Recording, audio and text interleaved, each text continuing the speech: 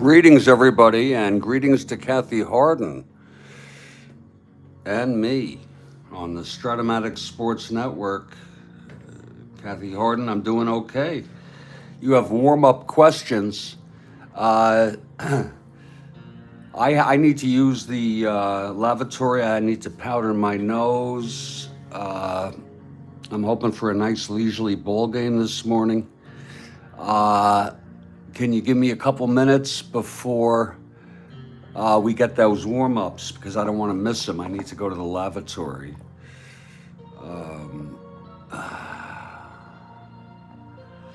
And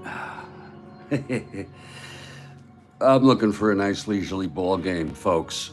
This is Jeffrey Guterman, Strat-O-Matic Sports Network. We are on a new date, September 9.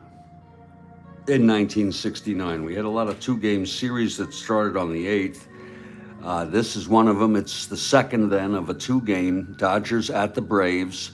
Braves took the first game 3-2. They are pulling away with a 6-game lead in the West ahead of San Francisco. It'll be Jim Bunning with 4 wins for the Dodgers and Phil Niekro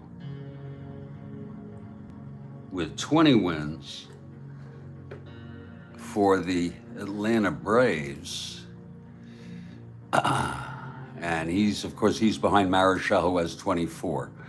I'll be back in a couple minutes, and then when we do that, we'll get a warm-up question from Kathy Harden. Stand by, please, for the warm-up question, the starting lineups, and then the first question, I would imagine, from Kathy Harden. Stand by.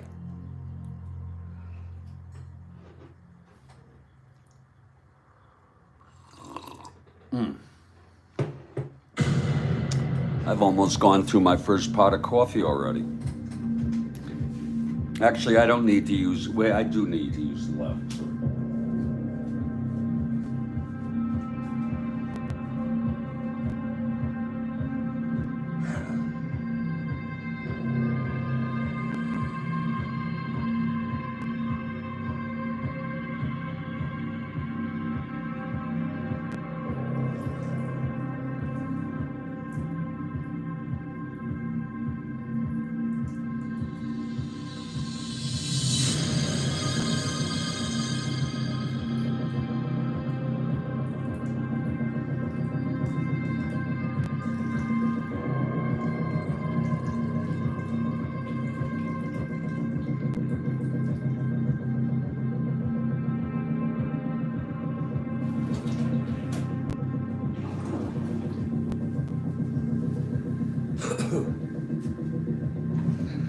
Okay, I'm back, and good morning to everybody. Before I do the starting lineups, we're going to get a good morning, Rhodes Scholar. Got your emails. Boy, I'll tell you, those are awesome, and thank you. Kathy Harden will start us off with a warm-up trivia question as we prepare to give the opening lineups. Wait for it now, and wait for me to read it.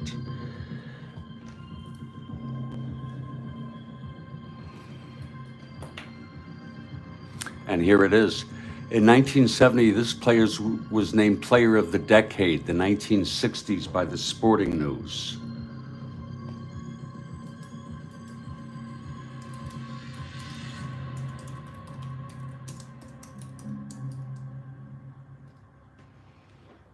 That's a good guess, Rhodes Scholar. That was a very good guess.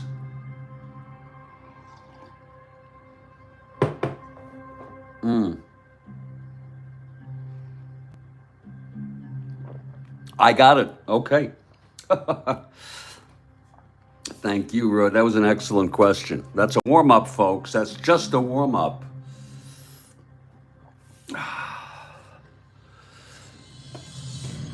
And now for the starting lineups. For the Los Angeles Dodgers, leading off at shortstop, Ted Sizemore.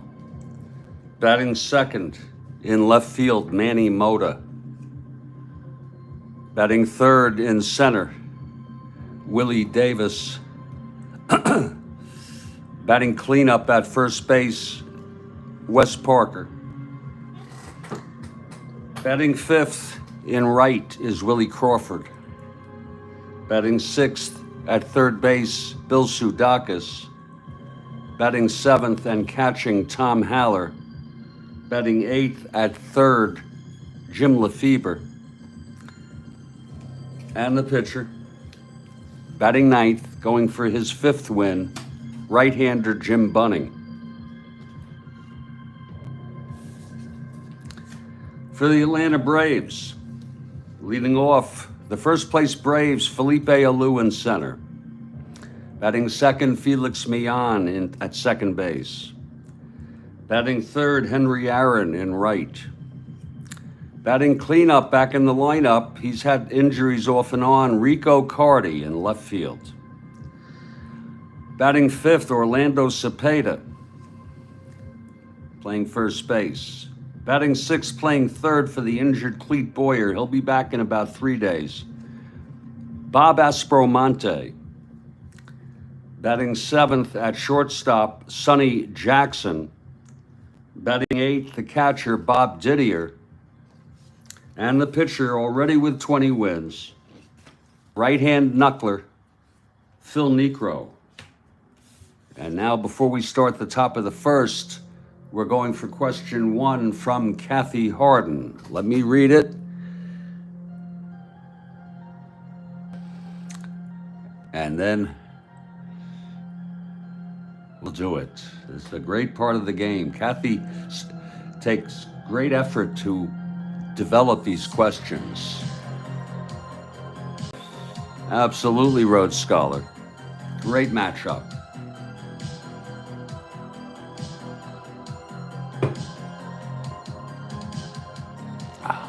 Yep. I figured that one out, Rhodes Scholar. Wait for it now. Kathy Harden, question number one of the day. An innovative album by Miles Davis was recorded in 3 days in Studio B, moving from trad music to rock infused. Oh, I wish I knew, because I love Miles Davis.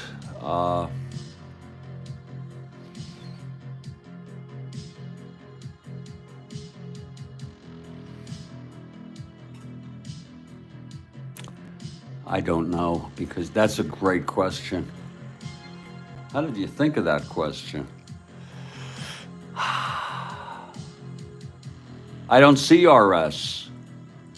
I do not see RS's answer, Kathy Harden. RS, did you post an answer? That's disturbing me.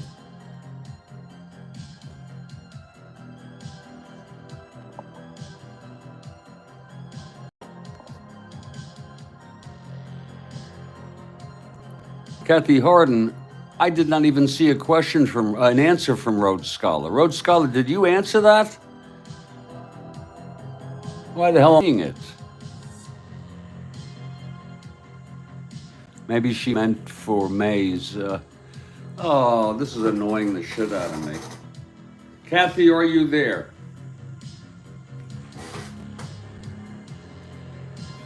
Okay, yeah, I do have top chat. Thank you. You're good. You're so good. I have it now.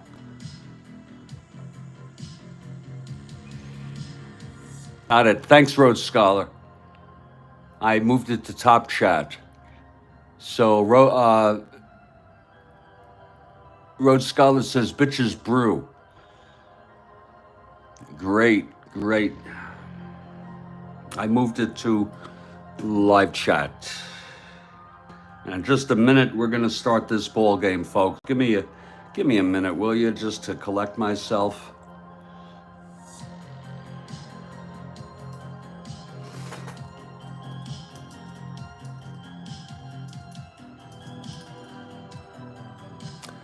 I see that Kurt Miller wrote "So what?" and I said to myself, is he minimizing this question? And then I said, oh, I sure hope that's the name of a Miles Davis album, and I see it is. Let me refresh my coffee. We'll get started with this ball game.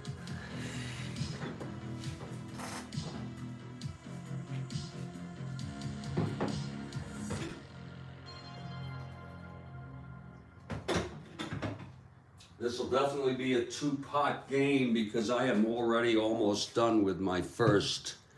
Yeah, that's a Miles Davis album.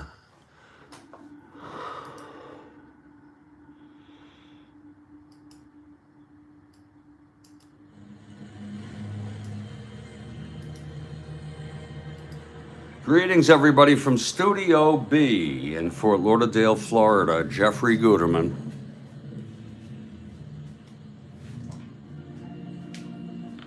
And it's a new date, September 9 in our 1969 replay. We're getting on with the pennant race.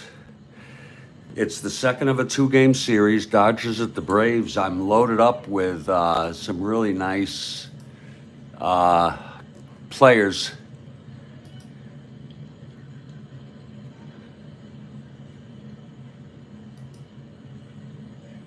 For Atlanta, for the Dodgers. I have Dusty Baker, Darrell Evans, Oscar Brown, and of course Steve Garvey, who had 3 at-bats. And we look into this game in real world, and we see that none of them were used, but it's good to have them.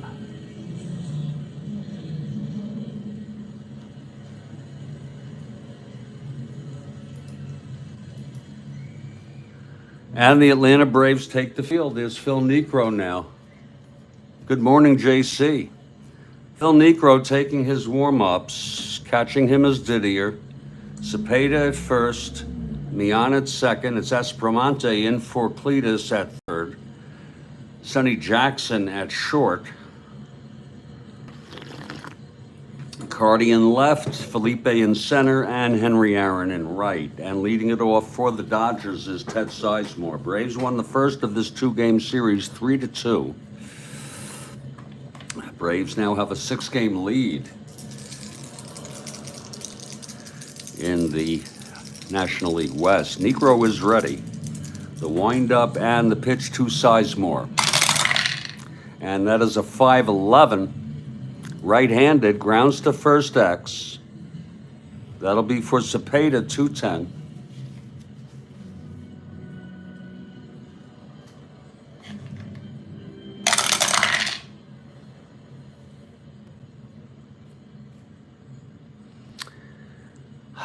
That's 19-2 G1. That's 6-12-13. Cepeda a 10, and he takes it to the bag for the first out. One away, we're underway here. Sizemore is retired. Baseball Demos asks, what's your opinion of the nameless players? Are they worth getting? My answer is yes. What do they cost, $350? I don't know who you posed that to. Mr. Demos. I don't know who you posed that to. I got them. They're good to have. Fortunately, I've been helped with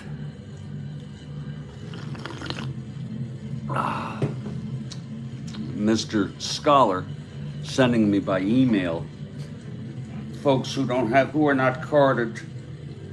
And you know, when I was a kid, I just want to tell you, when I was a kid, I used to like Strat-O-Matic and all. I loved it, but I never liked the 20 card team sets, and I would get the extra players always. And even then, I felt that the most unrealistic part of Strat-O-Matic was that all players were not available. I mean, all players. I thought that was just unrealistic. Who plays baseball with a 20-man roster? 24 is okay. Here's Moda stepping in now. It's 1 out, nobody on. Just underway here at Atlanta Stadium. Here's Niekro and the pitch. That's going to be a 5-8 right-handed. Grounds it to second X for Felix. Felix, a 117. 117, 13-1. G1. E17, 6-9-10. and he throws him out. So it's 2 up and 2 down here in the top of the first. And Willie Davis is the batter. Steven Perota comes in. Shout out to Baseball Demos. I learned how to play super advanced quicker by watching his videos than by reading the instructions. All right.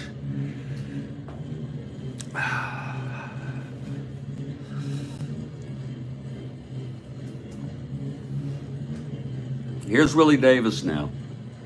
Left-handed hitter.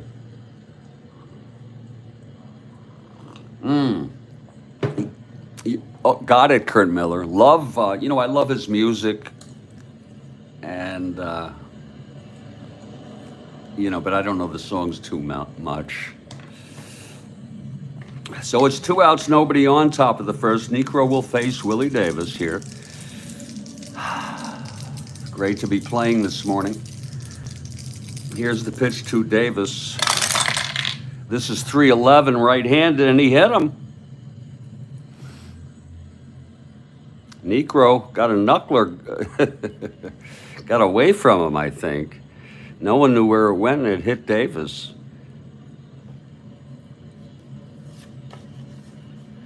Davis had no chance to get away from that on a 311 right-handed. And here's Wesley Parker, switch hitter, batting left. With Davis on first, he's an A, 1-15, 1-17. 1-15, 1-13, 1-15 being held. And Parker at the plate. The pitch to Parker. There goes Davis, and he's safe. Willie Davis swipes one. Again, an A, 1-15 being held, 1-13, +2 on Didier, 1-15. It was a 14. So Davis just safe. He's on second with 2 outs. A clutch situation now for Wesley Parker. Oh yeah, Demos. Kathy's trivia is amazing. It really enhances the game. It gives us something to talk about, all sorts of things. She'll be having questions, I assume, on the top of every inning. Here's Parker now with Davis on second, 2 down. Switch hitter batting left. The pitch from Necro. And that's 2-7 right-handed, flies it to center. Under it is Felipe. And he makes the catch, and the side is retired. So it's no runs, no hits, the hit by pitch, stolen base left on. And after a half, it's Dodgers nothing, and Atlanta coming to bat. And here's Jim Bunning.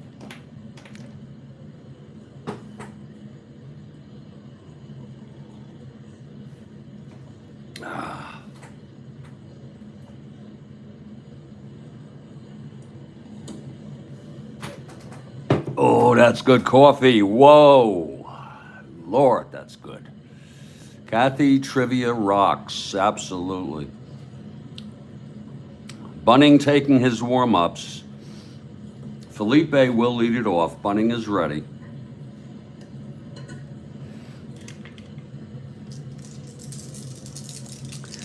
And the pitch to Felipe. 5-7 right-handed, grounds to second X. That's Lefebvre, 421. 421, 17-4. It's a G1, E21, 6-8-10.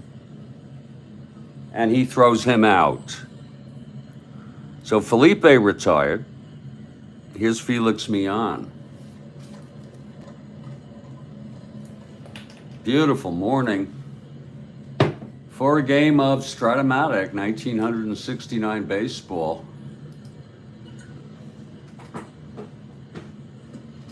Yeah, well,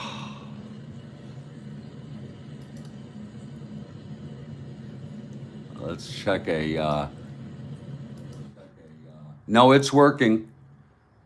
No, it's working. It's on your end. Kurt.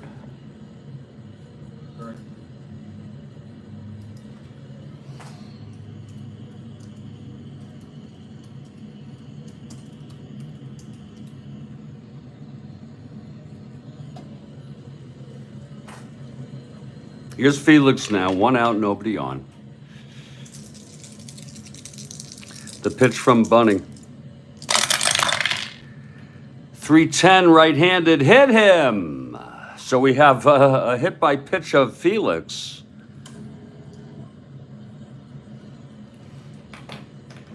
He's a B, 1-, let's see if he's being held. No. 1-13, 1-15. Here's Aaron now. Felix not being held. He's a 1-15. With Henry Aaron at the plate. From the stretch is Bunning. And the pitch to Aaron. That's 2-4, and there it goes. It's deep to left. Goodbye. Henry Aaron has just hit a 2-run home run. I was thinking of having Felix steal, but I said, you know what, let Henry do his thing. And here in the bottom of the first, off Bunning, Aaron sends it out. Okay, Kurt Miller has it back.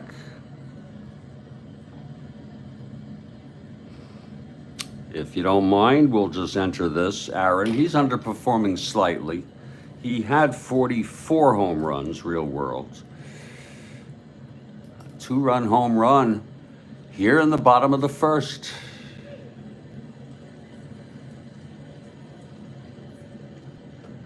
For Aaron, that is number 34. Again, like I said, he had 44 in real world. And that ties Aaron with Bobby Bonds for third in the National League. I have posted the updated standings and leaders on the community board this morning. Here's Rico Cardi as we start a new date here today on September 9.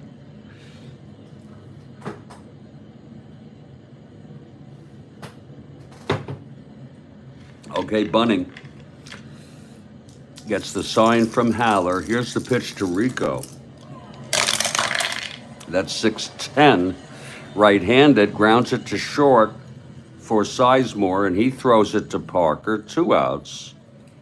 And Orlando Cepeda is the batter.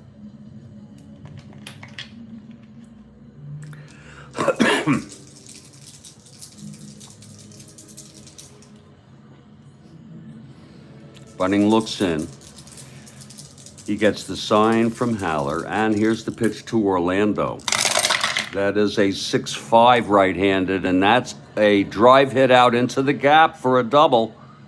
So Bunning getting hit here in the first, a 2-out double by Orlando.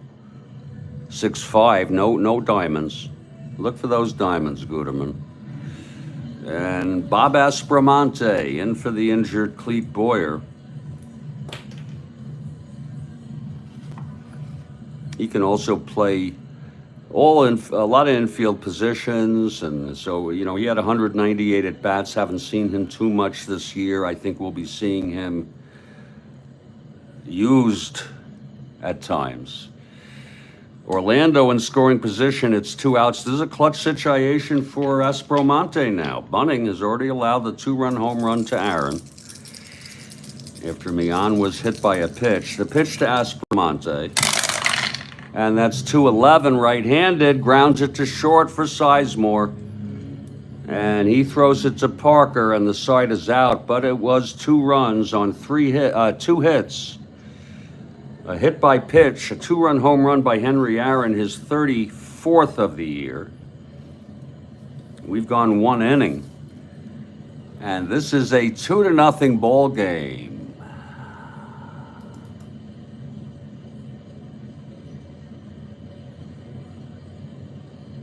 I meant to say, actually, just quickly, McCovey leads with 45 home runs in the NL, And it's a three-way tie for second, all with 34 home runs. Bonds, Aaron, and I forgot to mention Stargell. Here's the question from Kathy Hardenbush. She slips those in quickly.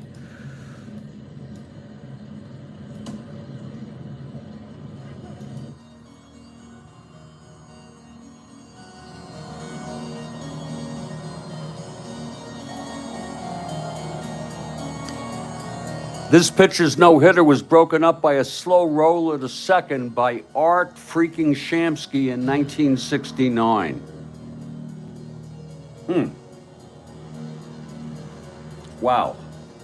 This pitcher's no-hitter was broken up by a slow roller to second by Art freaking Shamsky in 1969. Scholar goes for Gibson.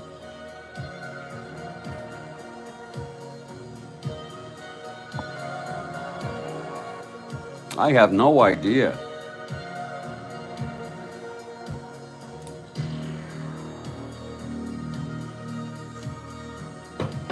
I'm going to assume he had to be a right-handed pitcher, folks.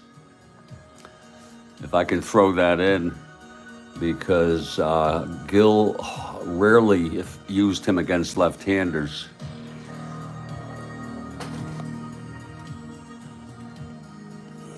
I'll take a guess.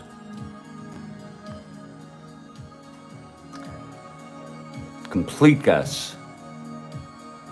Oh, he's a left-hander. Oh, shit.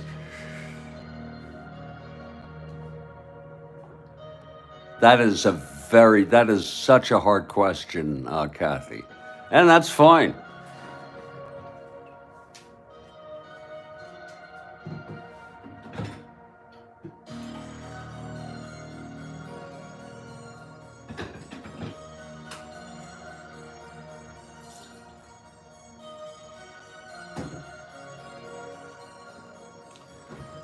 That's a tough question.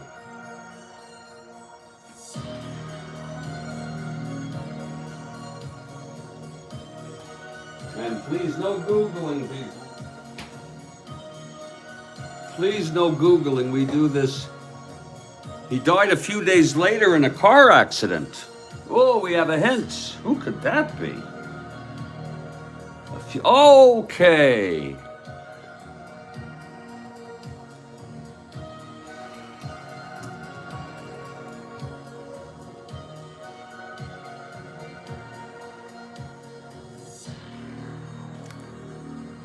That was a big hint. Didn't Moose also no-hit the Mets? Oh, I got it. Thank you. That was a good hint. By the way, Kathy, I believe Bob Moose had a no-hitter against the Mets. Against the Mets. It was on September 20.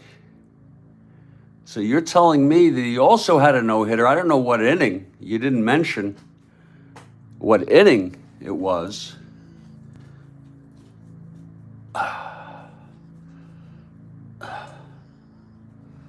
Did you know that, Kathy? He also had a no-hitter that year.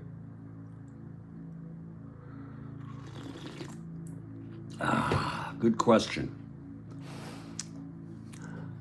Well, back to the ball game here.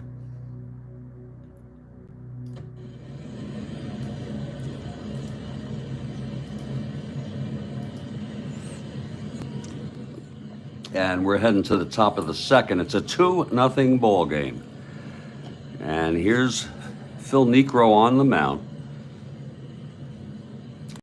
He hit Davis, who stole second and was left on.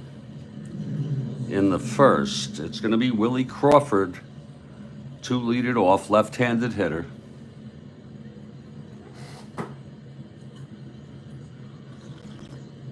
Because that is very unusual, Kathy. That he had, I don't know how late that no-hitter was that you're referring to. Oh, you were wrong. Oh, Kathy Carden owning up. What was, you want to tell us the error? As Willie Crawford steps into the batter's box. Maybe he grounded out to second base.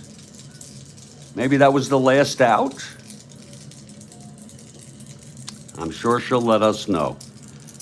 We still love you, and we still love your trivia. Here's Phil Niekro now. The pitch to Crawford.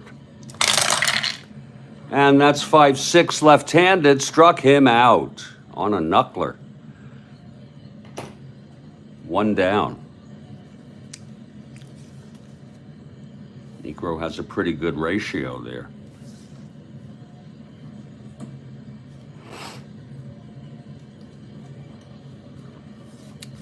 Here's Bill Sudakis, switch hitter, batting left against Niekro.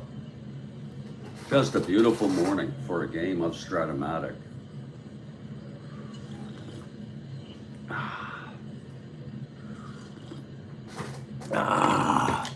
Oh, that's good coffee. Here's Niekro now. Sudakis, switch hitter, batting left, and the pitch to Sudakis. That's 2-8 right-handed. Struck him out. That's 2 in a row this inning. And it's Tom Haller, left-handed hitter. A lot of left-handers, I guess, with switch hitters going against the right-hander Niekro.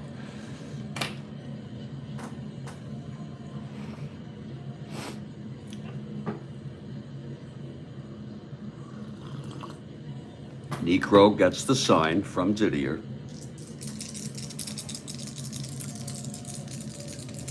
And the pitch to Haller.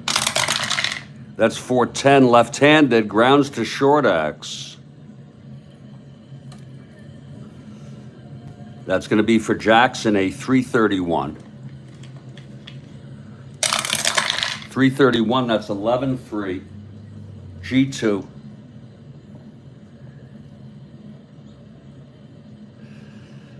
E31, 5-9-13.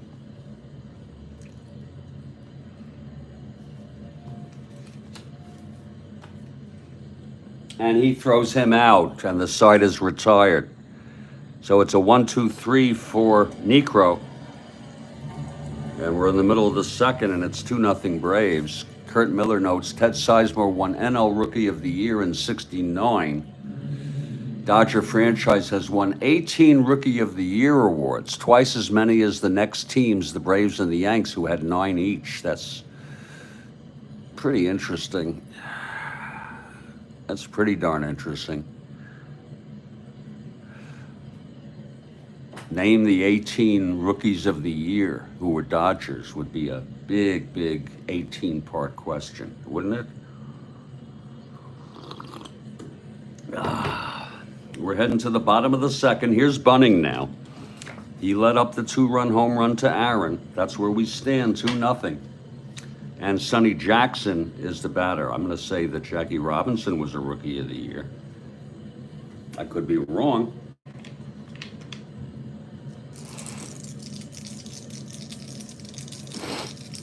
Here's Bunning now. And the pitch to Jackson. That's 3-5 right-handed. Fly ball left field for Mota.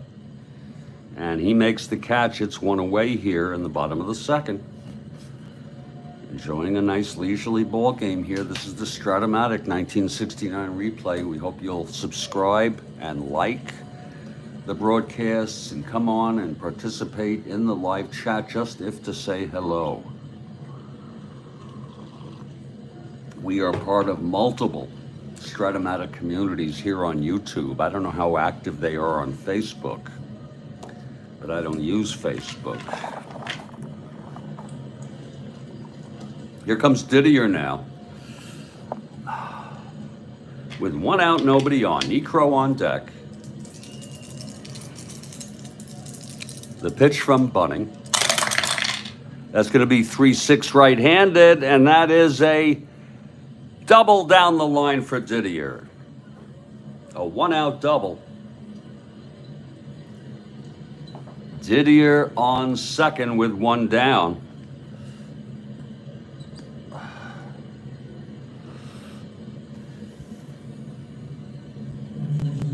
And Phil Niekro is the batter. He's an A bunter, but will With one out, we'll have him hit away. Jackie won the very first award. Oh, I did not know that was the first time the award was given.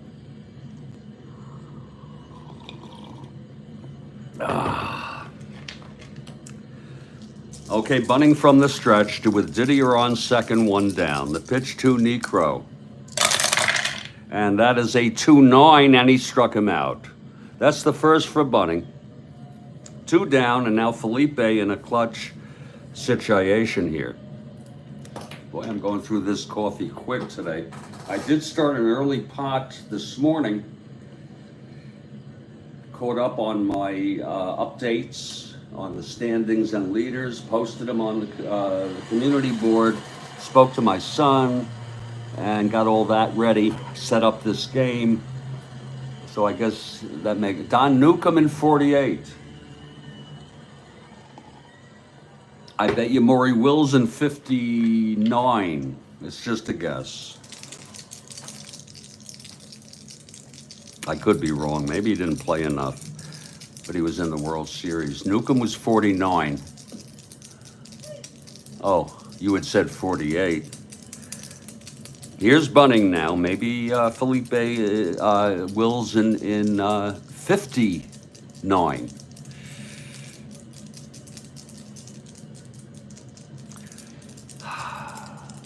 The pitch to Felipe now. Clutch situation, 2-3 right-handed, pops it up behind the plate.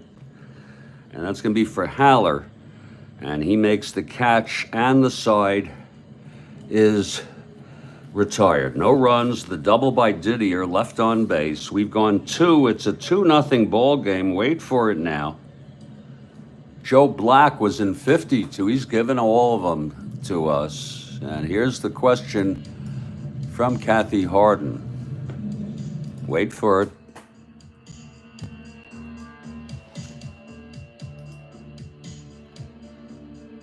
In 1972, this was the earliest arcade game till Space Invaders came along. I forgot the name of it. In 1972, this was the earliest arcade game till Space. There we go. Miller gets it with Pong. Andrew White came in with Pong. It was Pong. I couldn't get the name. going. Kurt Miller gets it. Can we give a bell to Andrew White, who we haven't heard from too much? Glad to hear from you, Andrew. You got it, but you were a little late, but love to give Andrew something there. An acknowledgement. Good question.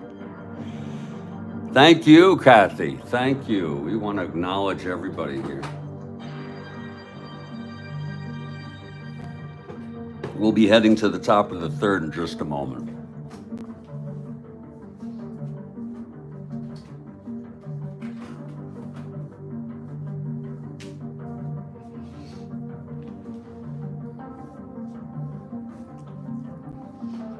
'60 was Frank Howard for the Los Angeles Dodgers, MVP, Rookie of the Year. This is Kurt Miller giving us maybe all of the 18. Jim Lefebvre in '65, wow.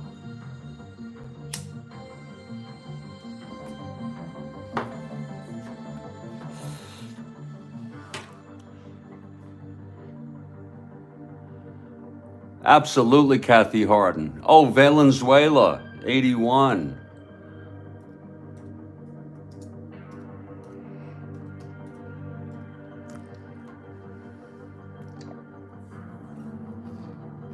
I remember that year. I was blown away by Fernando Valenzuela. I almost thought he was an unhittable guy. Rick Sutcliffe in '79.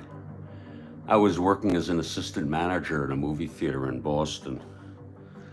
And I said, wow, this guy looks unhittable, basically.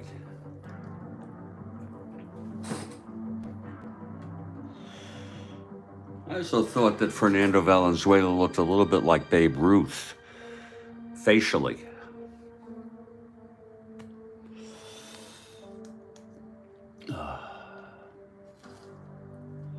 We're going to head now to the top of the third. We're going to make some coffee. Steve Howe. Oh, and what a tragic story, Kurt Miller, of what seemed like intractable addiction. God, what a sad, sad story.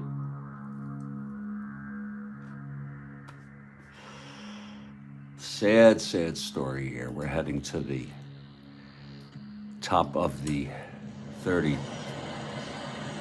inning here.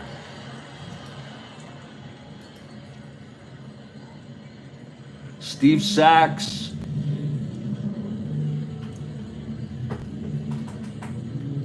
Boy, there's got to be a lot of them in the 90s and the 2000s. And if there's 18. Well, here's Necro now in his third inning. Jim Lefebvre will lead it off. Switch hitter batting left against the knuckleballer, Phil Necro, having a great game. Eric Karros, God, I don't even remember him. Maybe a bit. This is when I was out of baseball. In the 90s, I was so immersed in my career, I completely dropped baseball. Piazza in 93. Okay, Necro is ready. Here's Lefebvre, the switch hitter batting left, and the windup. The pitch from Necro. That's going to be 1-7 right-handed. He flies it to center, and that's for Felipe. It's one away. It's a 2-0 ball game. Raul Mondesi. Never heard of him. You see, I was out of it in the 90s. I was like, I'm an extremist kind of guy, you know. If I get into something, I get out of the other stuff sometimes, you know. So after 86, when the Mets won it all, I just sort of drifted because I was so into my career at the time. Hideo Nomo in 1995. Holy cow. This says something about their farm system, doesn't it?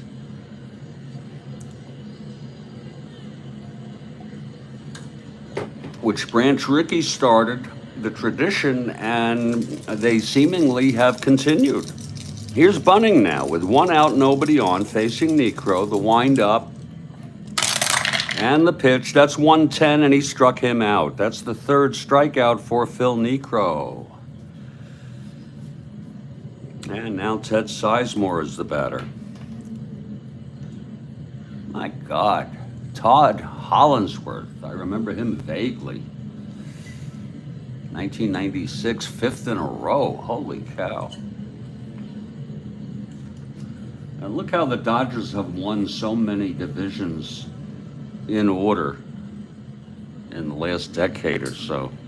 Sizemore coming up. He grounded to first in the first. It's 2 outs, nobody on. Necro. And the pitch to Sizemore. That's 1-9, right-handed, and he chops it to second for Felix. And he throws it on over to Orlando, and the side is retired. A 1-2-3 for Necro. And we're heading to the bottom of the third, still 2-0. Corey Seager. Sorry about that. They went 10 years without a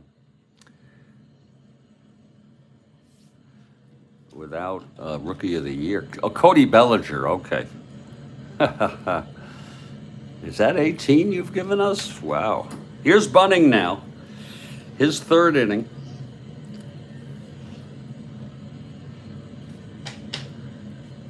Hideo, don't come around here no mo. And Felix leads it off. He was hit by a pitch in the first and came home on Aaron's home run, his 34th all year. Well, that was good, Kurt Miller. Here's Bunning now. the windup and the pitch to Felix. That's going to be 110 right-handed, and that's hit well by Felix. Whoa, into the gap, extra bases.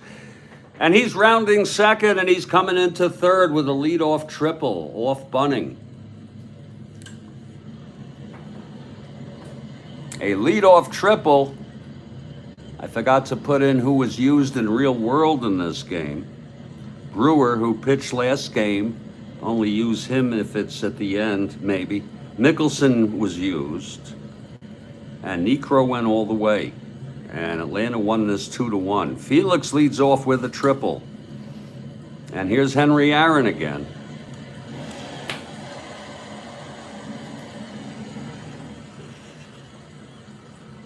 We're ready after this half inning to Kathy Harden, her third question. She had a warm-up today, by the way.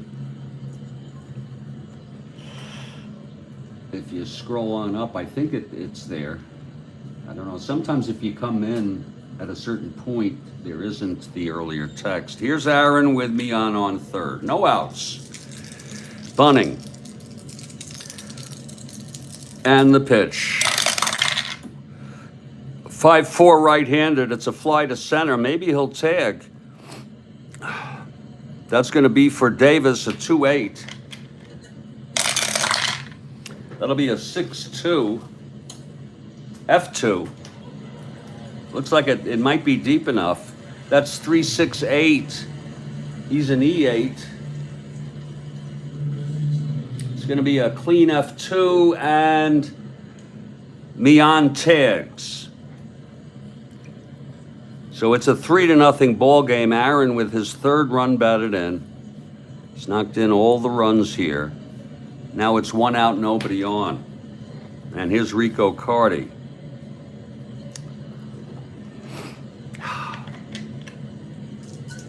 Carty grounded to short in the first. 1 out, no one on. Bunting. And the pitch. That's 6-7 right-handed, struck him out. That's the second for Bunting. Carty is retired. He's 0 for 2 now. Here's Orlando. He doubled in the first, left on.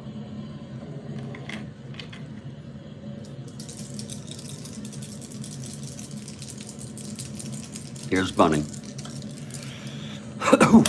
And the pitch, 1-5 right-handed, struck him out. So the third strikeout for Bunting, but he did allow a run, the leadoff triple to Felix.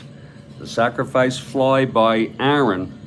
And after 3, it's a 3-0 ball game.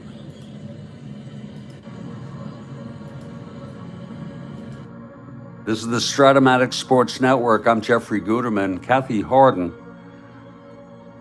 comes out, and here's the question. Ali came out of forced exile by beating this boxer in a third-round technical knockout in October of 1970.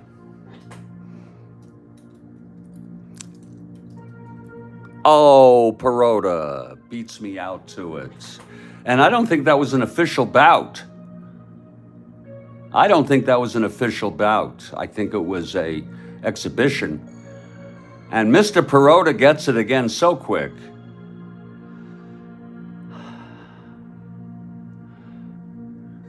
So that was his first comeback fight, even though, it was official? Stephen? Okay. You would know. Folks, we've gone 3 innings. Great questions here from Kathy Harden, having a great time. 3-0 Atlanta through 3. Braves they're continuing their winning ways. We'll get back to this ball game in just a few minutes. I'm going to make some coffee and be back just in a few minutes. I'm Jeffrey Guterman. This is the Strat-O-Matic Sports Network.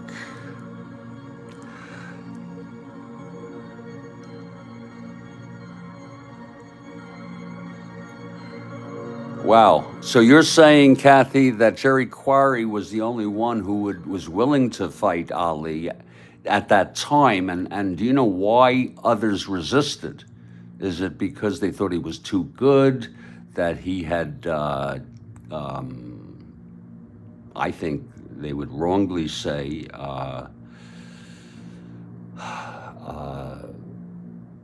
dishonored the country by refusing to fight in Vietnam. And actually, that's a whole nother story.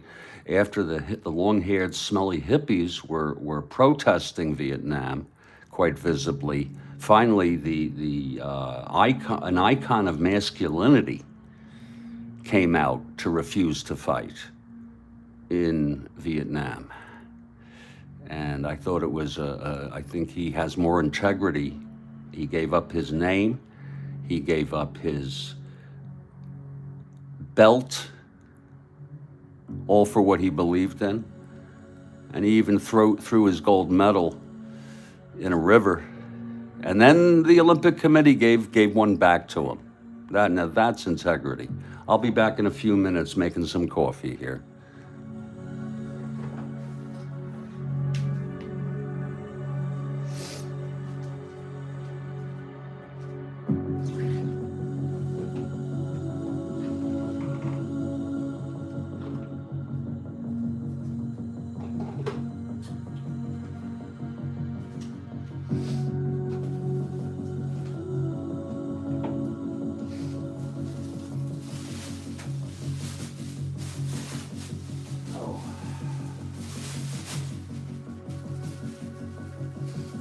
Oh, my Lord.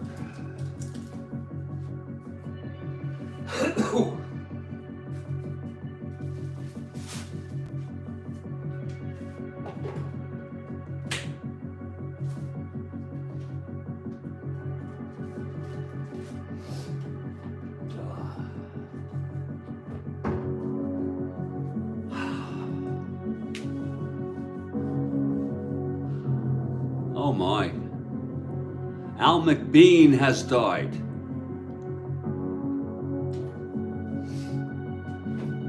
Thanks for letting us know, Kurt. I did not know that. And I did not see that. I looked up deaths.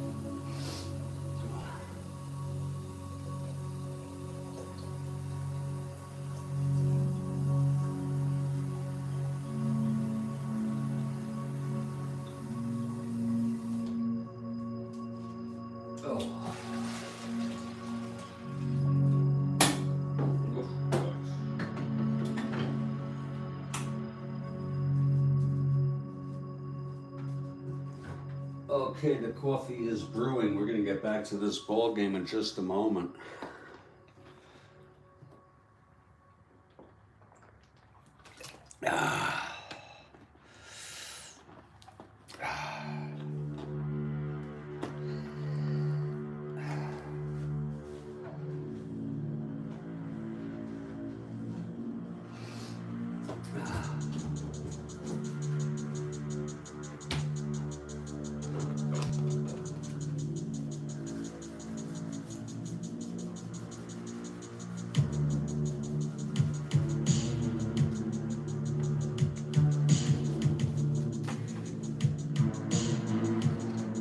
I figured Al McBean was on the Dodgers. I had to go through it, though, to check. There he is.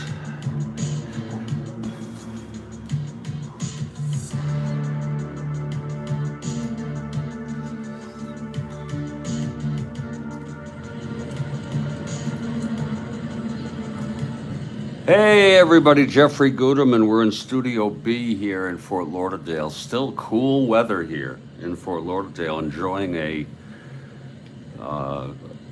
Wednesday morning of Strat-O-Matic 1969 baseball. We got Steve Perota, Kurt Miller, Rhodes Scholar, baseball demos. Andrew White, Rhodes Scholar. Don't want to miss anybody. JC replay, and of course the great Kathy Harden. And Necro comes out for his fourth inning. He's thrown 3 shutout innings. No hits allowed yet by Necro. Here's Manny Mota. He grounded to second in the first. Necro is ready now. The pitch to Mota. 6-7 right-handed, and that is a grounder to third, stopped by Strat-O-Matic. And he throws it to Cepeda. Nice play, filling in for Cletus. 1 down. A 6-7 right-handed.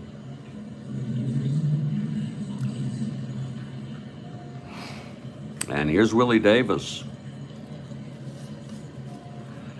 Left-handed hitter.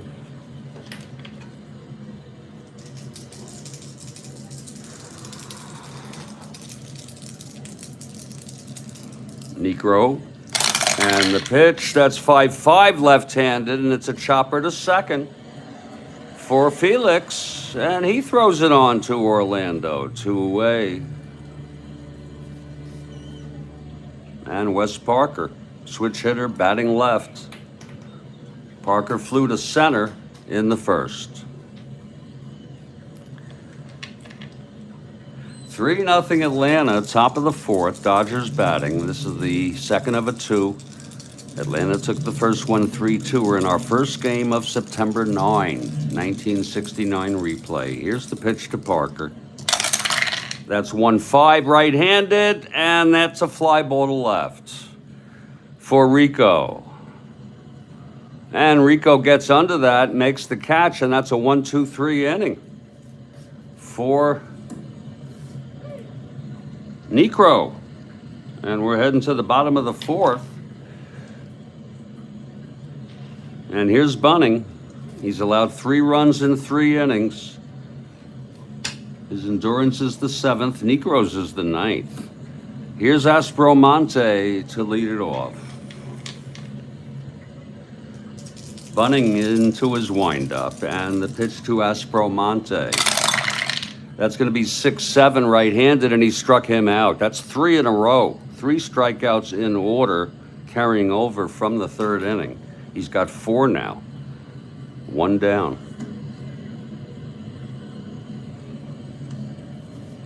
Sonny Jackson is the batter, left-handed hitter. He flew to left.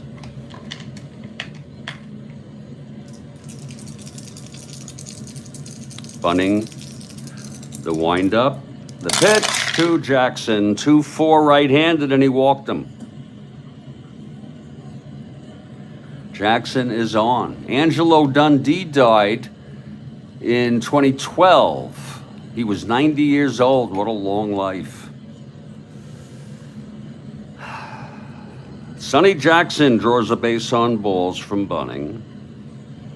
Jackson a B. Not being held, 1-13, 1-15. Here's Didier now.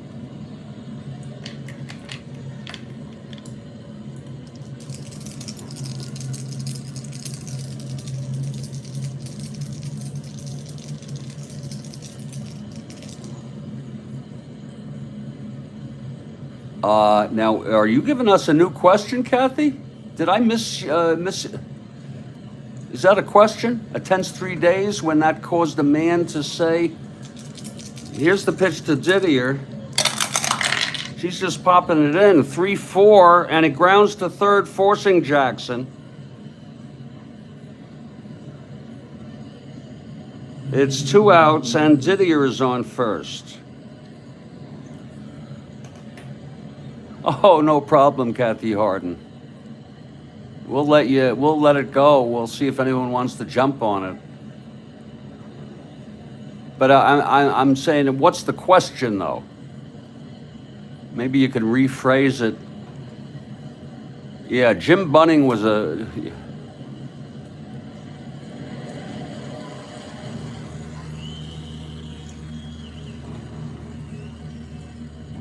I'm not sure what the question is. Who said it? When? What date was it? What mission was it? I'm not sure of the question. Sorry to be a pain in the ass.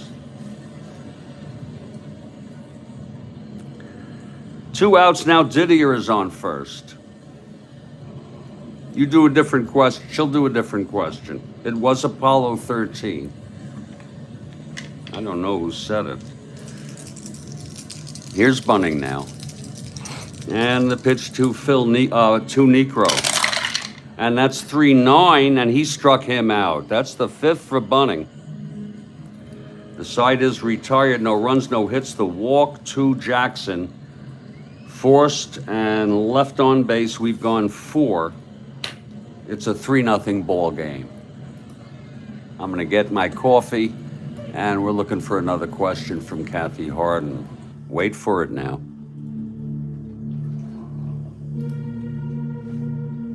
Jack Swigert actually said it. Wow.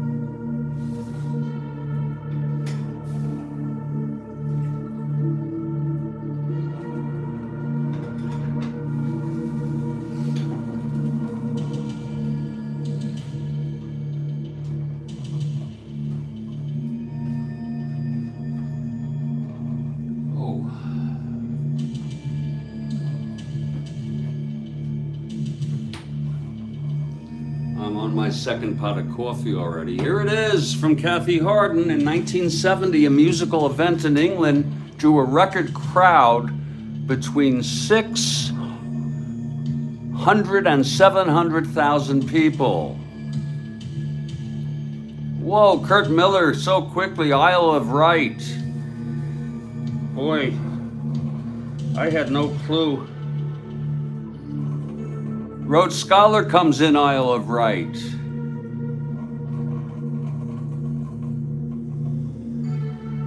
And Kurt gets it. We'll give credit to Rhodes Scholar too, if that's all right.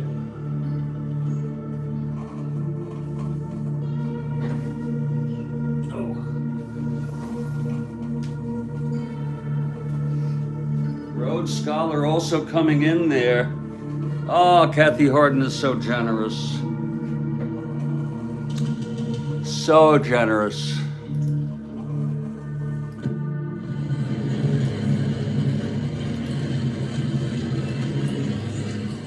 Hey folks, Jeffrey Guterman here in Studio B in Fort Lauderdale. It's another breezy. We've had a cold spell here, and I'm loving it. Just having a great time playing Strat-O-Matic. And I have a plan to have a very good day today. In case you're wondering, our next game on the schedule, which I will play later today, is a doubleheader. Holy cow. That might be nice to do. Try to do it all. It'll be a snoozer. And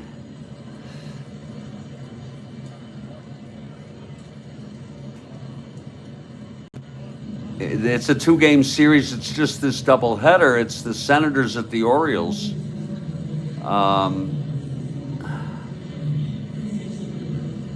Looks like they were off on the 8th.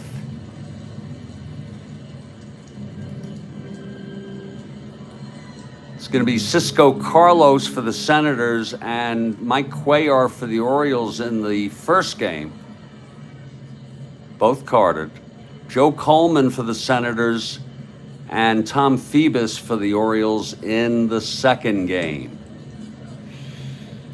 So we'll look forward to that. They're both carded Rhodes Scholar. Jethro Tull was there.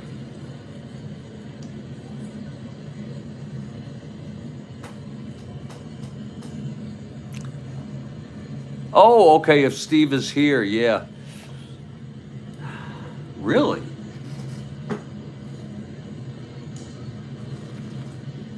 I don't know enough about that concert. Well, we're heading to the top of the fifth. I got new coffee. It's Necro. No runs, no hits. A hit by pitch only in the first. He's been on the only base runner, and Willie Crawford will lead it off. He struck out in the second.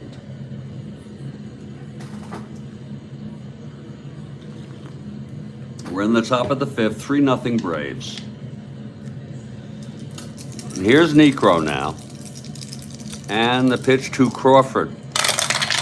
That's going to be 5-8 left-handed, grounds to second X. And that'll be for Miana, 117.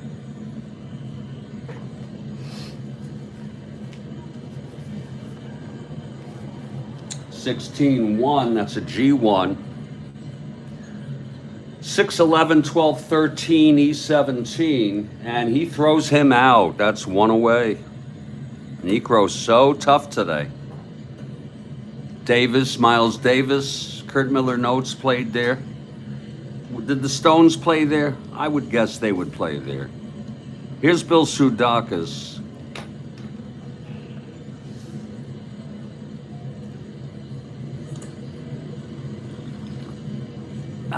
Chicago, The Doors, 10 years after. Remember that album?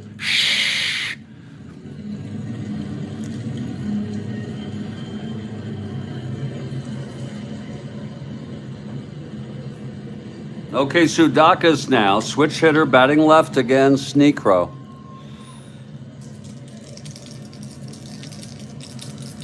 The pitch to Soudakis.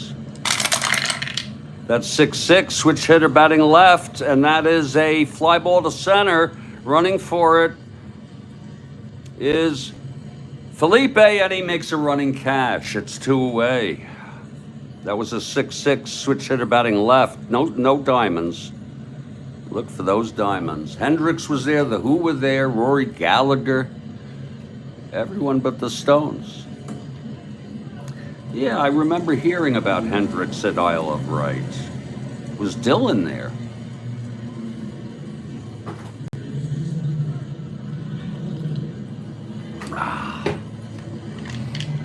Here's Tom Haller now. And the pitch from Necro. And that's 3-6. Right-handed, he walked him. Haller is only the second base runner today.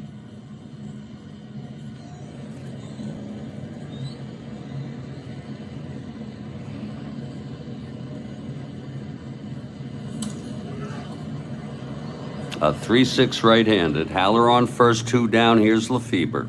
Switch hitter batting left.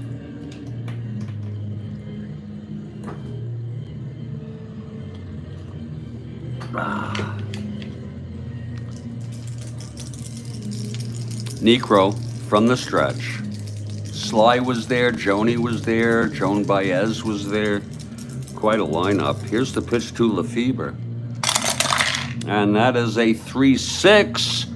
Chop to second for Felix. And he throws it to Orlando, and the side is out again. Necro, no runs. No hits, the walk. He's allowed only 2 base runners, a walk and a hit by pitch in this ball game. We're in the middle of the fifth. It's 3-0. And here's Bunning now. Moody Blues, ELP. Quite a lineup. He would have said the Stones, Kurt Miller.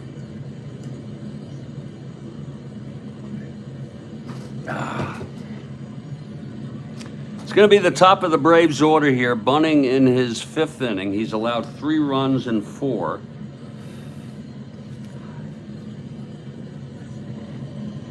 Here's Felipe now to lead it off.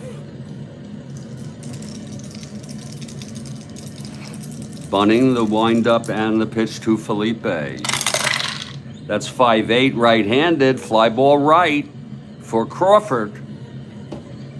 And he makes the catch, one away.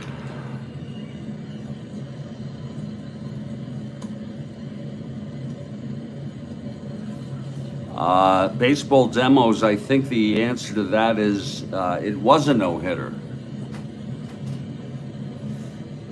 I think Kathy said she made a mistake on that, an error on that. It was Bob Moose who no-hit the Mets and died in a car accident, I think 72.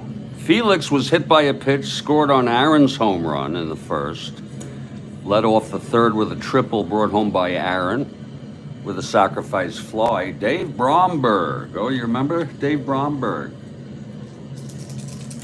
Here's Bunning now. And the pitch to Felix. That is a 5-7, right-handed, grounds to second X.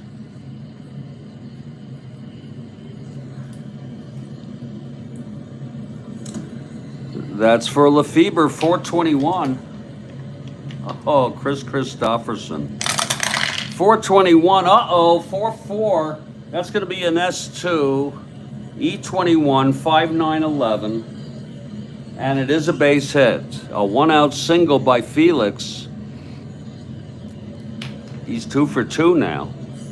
Scored 2 runs. He was hit by a pitch and scored on the home run by Aaron. Felix is on. He's not being held. 1-13. 1-15. Wow, and here's Henry Aaron. We didn't let Felix go because we wanted Aaron to get a chance. Just very cautious here. Here's Bunning now. And the pitch to Aaron. That's 5-10, right-handed, grounds to short X. That'll be for Sizemore, 442.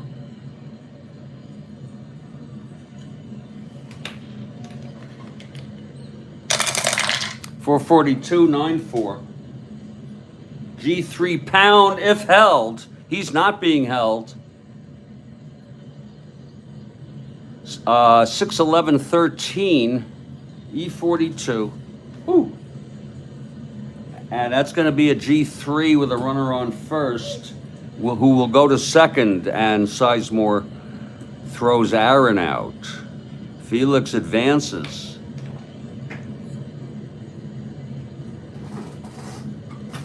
And here's Rico Carty now. Carty is 0 for 2. Here's Bunning. And the pitch to Rico. That is 3-7 right-handed, and that is a grounder to second. Oh, it's stopped by Lefebvre, a beautiful stop. And he throws him out to retire the side. So Carty is 0 for 3. It was a 3-7 right-handed, single one. No runs, 1 hit, and 1 left. We've gone 5. And it's still a 3-0 ball game.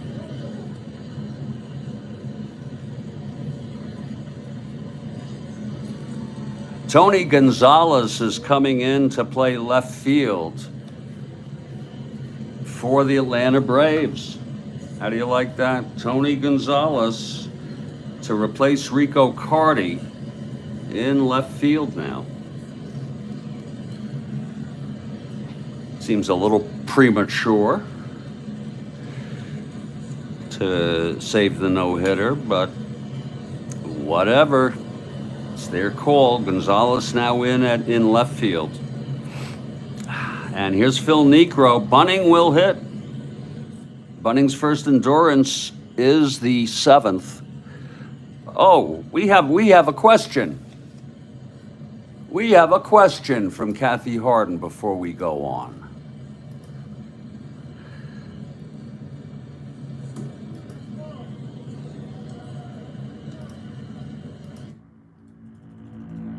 Here it is. In 1975, this Ali fight inspired the movie Rocky, with Ali in a 15 round knockout of, Stephen Perota. I'm required to read these. I did not know the nickname, but I knew it was Wepner. It's okay, Steve. You're very good. You're very good. I knew it was Wepner. I didn't quite remember his nickname. That's an incredible, folks, that fight is on YouTube. And that's worth watching.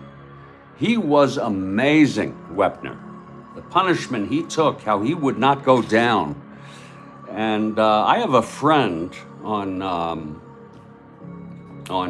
X, formerly Twitter, who really knows his stuff, and he claimed that Ali was not he was past his prime, he claims, and that contributed to why Wepner lasted so long. But boy, did he take a beating. I don't know that he was really past his prime. Super question from Kathy Harden. Again, it was the 75 Ali flight that inspired the movie Rocky, with Ali winning in a 15 round knockout. And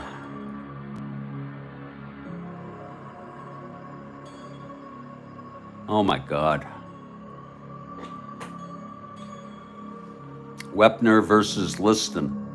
My Lord. Well,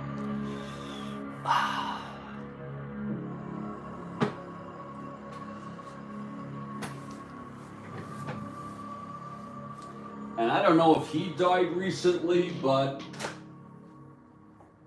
I heard something about him.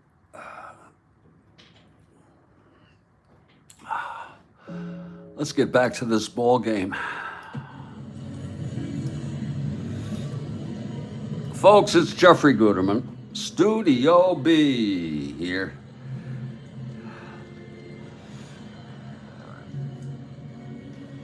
Yeah, well, I think that was due to the Parkinson's, Kurt Miller, right?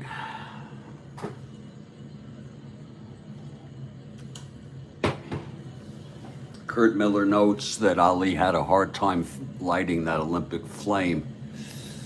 I think that was the Parkinson's.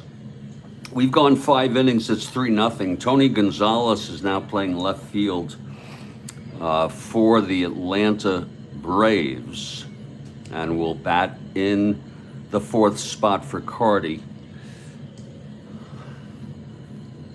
He is a 2, by the way. He is a 2-0 E7.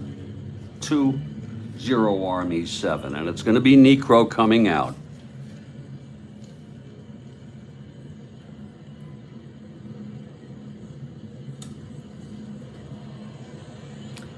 I'll tell you, you guys know your trivia here.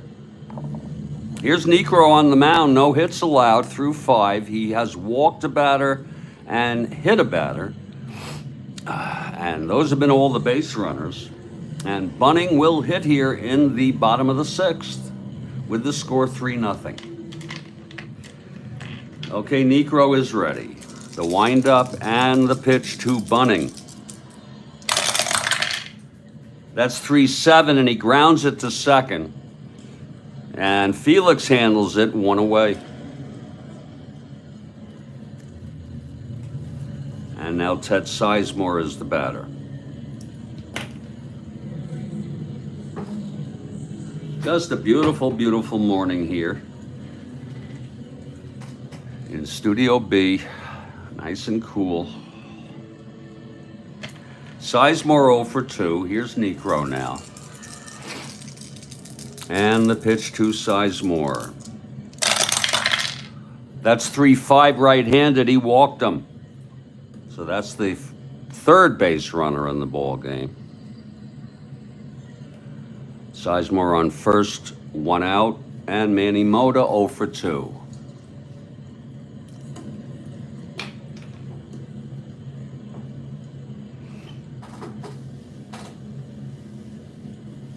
Necro from the stretch. And the pitch to Mota. That's 3-5 right-handed, and there goes the no-hitter. It's a base hit. Sizemore rounds second, goes to third, Kathy Harden. So it's first and third. There's the first hit off Necro. And he finds himself in a bit of a spot here. First and third, one down. Willie Davis, the batter.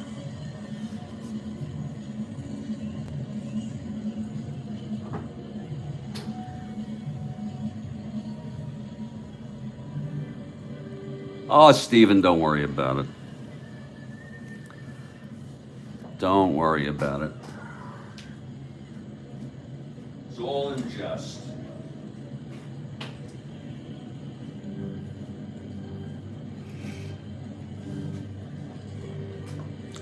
It's Mota on first, Sizemore on third, one down. Necro in trouble for the first time in this ball game.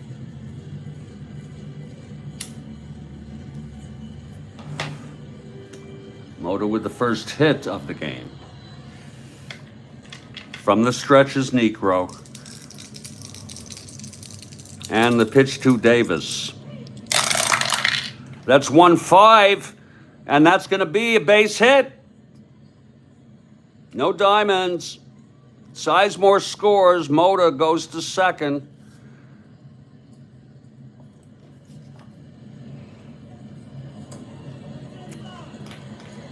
He's quick draw McGraw. That's exactly what it is. We all have our foibles. Let's look at that again. 1-5 right-handed, single 1-18, and it was a 16. It just went through. It was past Strat-O-Matic. Now it's first and second with one out. Necro in trouble here.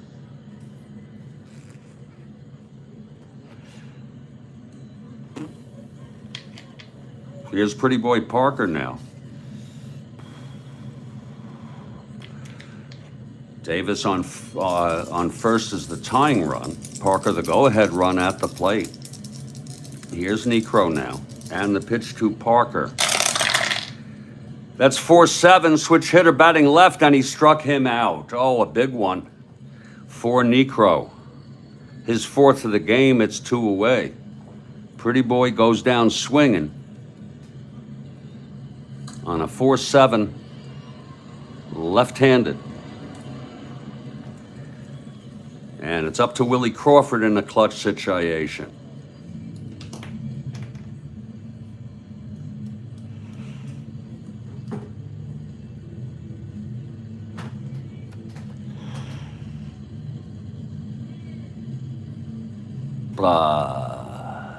Greg Brady. Wait a minute. What the hell? Stephen Perota says Wes Parker, fiance to Greg Brady's teacher. Okay. I thought it was to Greg Brady.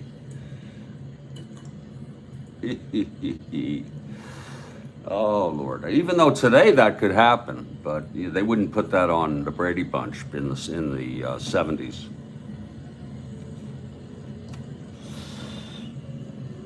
Here's Crawford now, left-handed hitter, clutch situation. He's 0 for 2.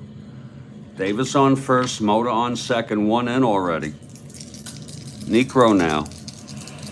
And the pitch to Crawford. Oh, and that is a re-roll. Oh, the whole thing, don't even look. Do it again here. House rules, you re-roll the whole thing. There it is, 111, right-handed, and that's hit deep by Crawford. Oh, my. It's hit deep to left. Gonzalez going back, and the Dodgers are winning this game 4-3. A home run. Oh, wait a minute, it's a ballpark effect. Oh, my, Guterman. Guterman. Guterman caught it. It's a ballpark effect here in Atlanta against the left-hander. Let's look at it again. 111 home run, 1 to third, but it's a ballpark effect against the left-hander. Let's check this out in Atlanta. And it is a home run for Willie Crawford, left-handed hitter. Maybe they have a short fence there. Woo! That is gone. And how do you like that? He goes from throwing a no-hitter to now trailing in this ball game. A 3-run home run by Willie Crawford. And the Dodgers take the lead 4-3. If you don't mind, I'm going to enter this for Crawford in real time. Whoa.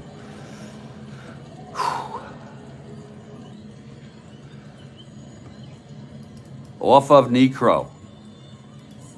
And that looked like a knuckler to me. For Crawford, that's number 8. He had 11 in real world.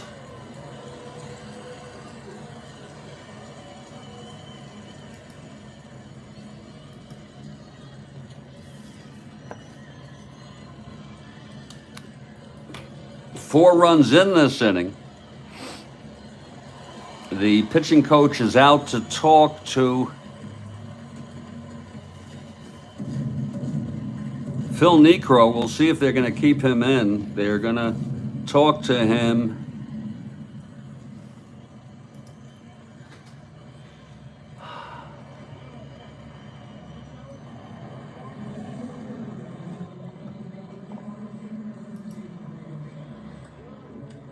And I thought the middle one was the prettiest of the Brady girls. The middle one, by far.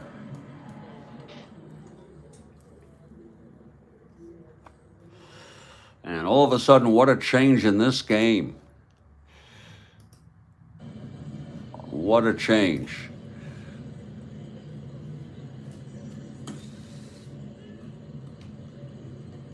And now they've lost Rico Carty's bat, but Gonzalez can hit.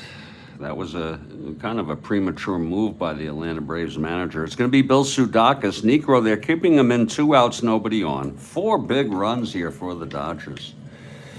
Okay, Necro is ready. 1 more run, he's fatigued. Here's the pitch to Sudakis. That's going to be 5-7, left-handed. Oh boy, there it goes. There's a base hit for Sudakis. And Necro in super advanced reaches Eve Plum. Yeah, I liked her. There's a base hit. No, that's not a run. I'm so sorry.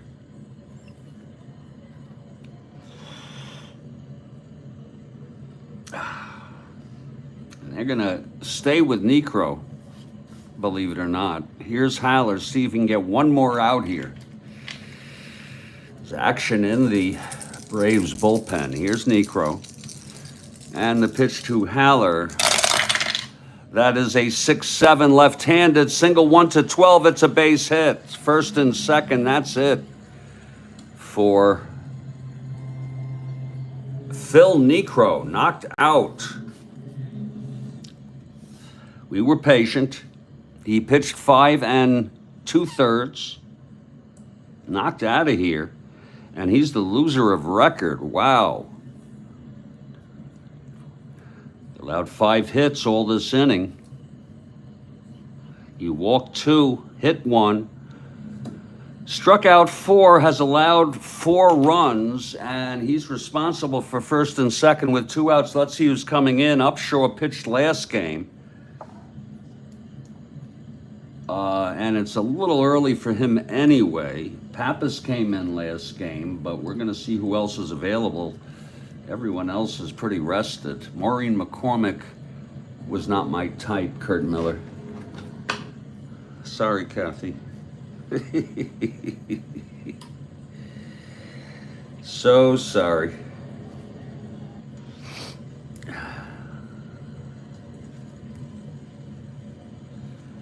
You know, Road Scholar sent me a Paul Doyle card, and I'm going to use him He didn't realize that he was carded. I'd like to see if it's the card is the same uh, exact look. Uh,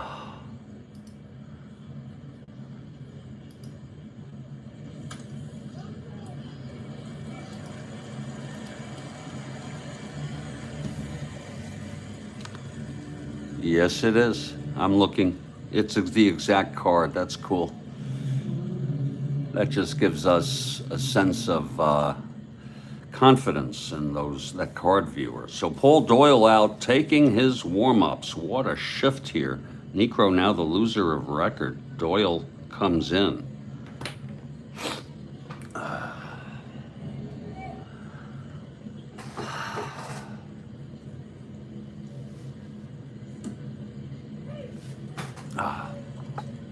An explosive 4-run inning here in the 6th. Doyle is ready, and it's going to be Lefebvre now. This is a clutch situation for Jim Lefebvre, switch hitter, batting right against the left-hander Doyle. Here's Doyle now. And the pitch. And that's 3-5 left-handed. Oh my, that is a base hit by Lefebvre. That'll load the bases. Sudakis has to hold at third, and that Dodgers have batted around.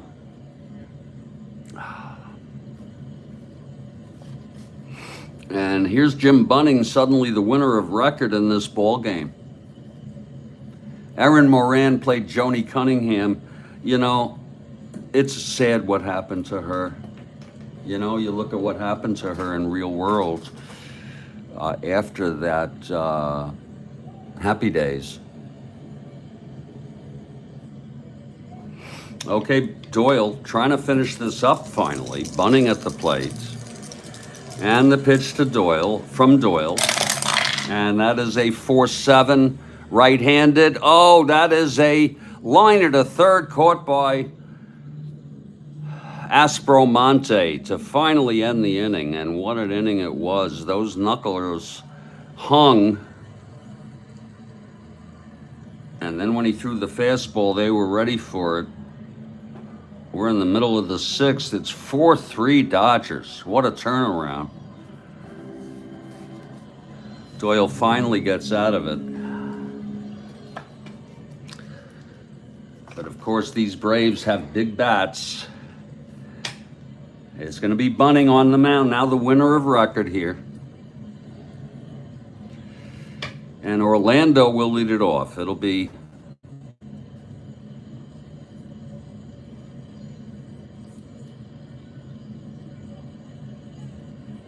I brought him in. I'm not sure. I don't think this was Gonzalez. Yeah, it was after. That's right. I did it after his third at bat. Fortunately, I remember. Here's Orlando. It's going to be Orlando, Aspromonte, and Sonny Jackson. Here's Bunning now. And the pitch to Orlando. That's 2-5 right-handed. It's a base hit for Orlando to lead it off. Here we go. I don't remember Fonzie's girlfriend. Wait for Kathy Harden's question, her 7th. After this half inning, it's Aspromonte 0 for 2 now. Cepeda on first, no outs. Bunning from the stretch. And the pitch, that is, whoa! Where did that go? There it went. It counts! It counts. And that's going to be a 3-5 right-handed, and that's going to be chopped to second. And Lefebvre throws Aspromonte out. Orlando goes to second base. I was unable to see if that went through the tower, but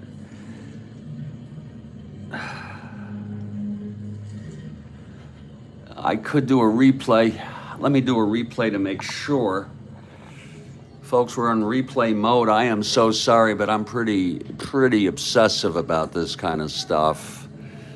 There might be a way to see if it did go through the tower. We're in the middle of the sixth. It's 4-3 Dodgers. Here we go. Looking for Orlando, looking for that black die to pop here and come out. Of course, these Braves have big bats. If we don't see it pop out here, then it would go in this direction. Just an instant replay. Will lead it off. It'll be actually, it's Espremonte that we're looking for. Orlando to lead it off. Here we go. Here we go. Espremonte. I don't remember Fonzie's girlfriend.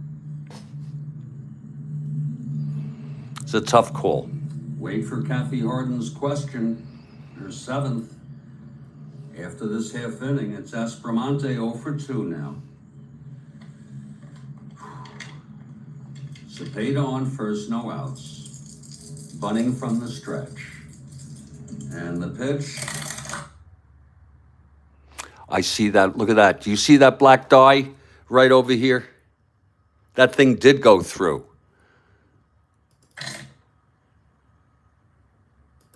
That is, whoa. Wait a minute, it didn't go through. It counts. It did not go through. That is not a die there. It counts.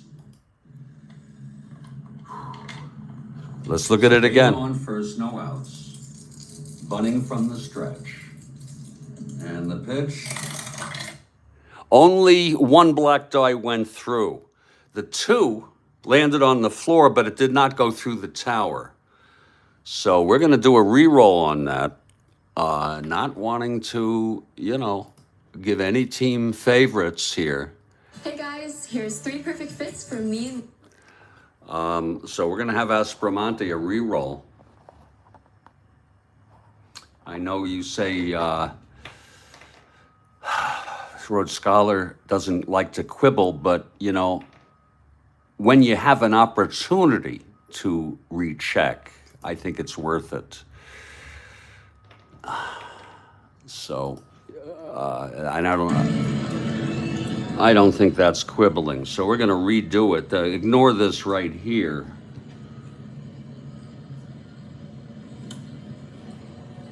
Here's Orlando on first with no outs.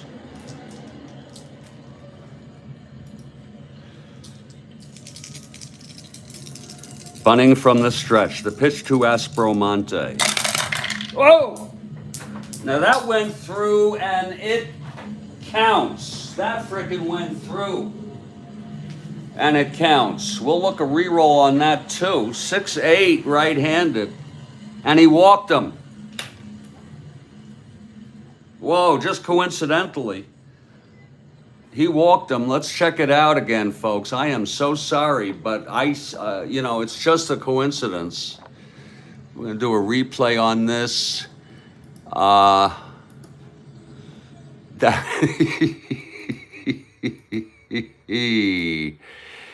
Here we go now.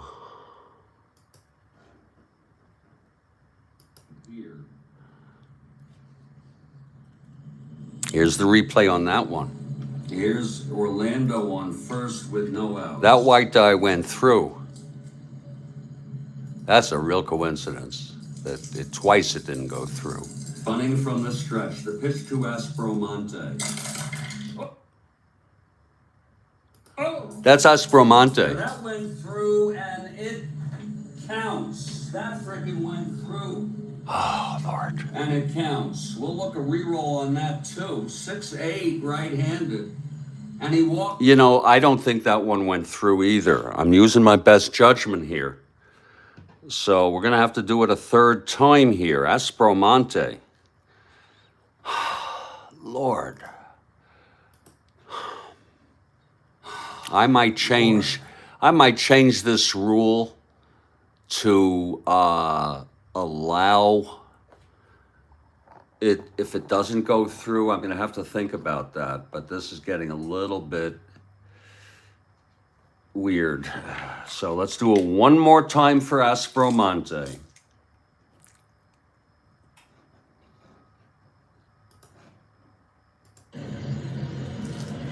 Cepeda on first, no outs.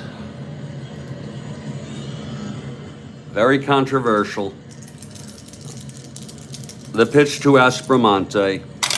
That went through 410 right-handed, and that'll be a catcher X. Haller is a 3-3.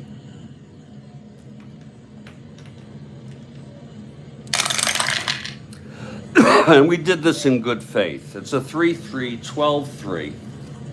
This was in good faith. PF.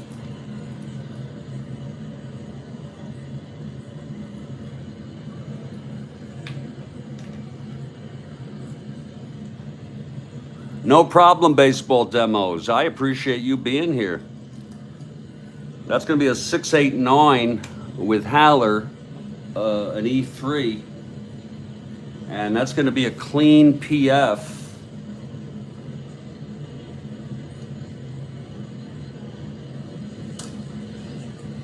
With runners on base, a pitch gets past Haller. And Cepeda will go to second. And believe it or not, Strat-O-Matic is still at bat. Whoa. A pass ball by Haller. Lord. And we're going to have to think about that. I think that I should change my rule that it doesn't have to go through the tower, but if I feel that the thing has been sufficiently... No, I think I'll stay with it. Because this was a fluke. This was a freaking fluke. Thank you, Baseball Demos. You're a delivery driver, and I'm glad. It makes the time more enjoyable, he says. I do have to close the video at every stop, so I pop in and out of the chat. Yeah, that was wild, Demos. A pass ball by Haller. Oops. And I even put it in the wrong spot there. Lord.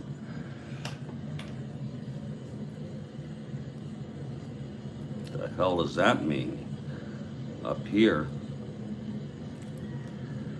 We're in a very tight ball game here.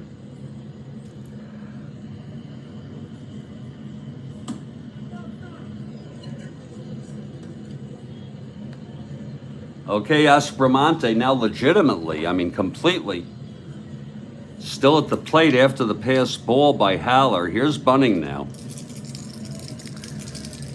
And the pitch to Strat-O-Matic. That's 4-9 right-handed, fly ball left. And this will be for Moda. Makes the catch, and Cepeda holds. So I think one of the ways for me to avoid the die unquestionably going through the tower is to cup my hand a little bit as I roll it. You play enough, you get into sort of some obsessive kind of things here.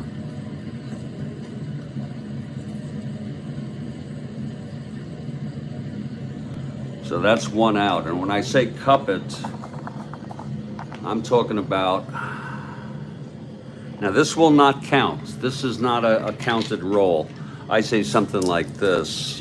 First I roll them in the right hand, switch to the left, and then we would go here and cup the hand over. That's a good way. That does not count.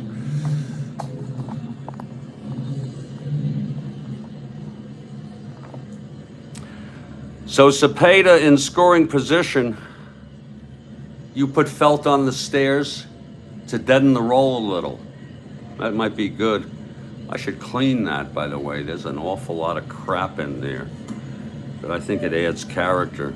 Here's Sonny Jackson now.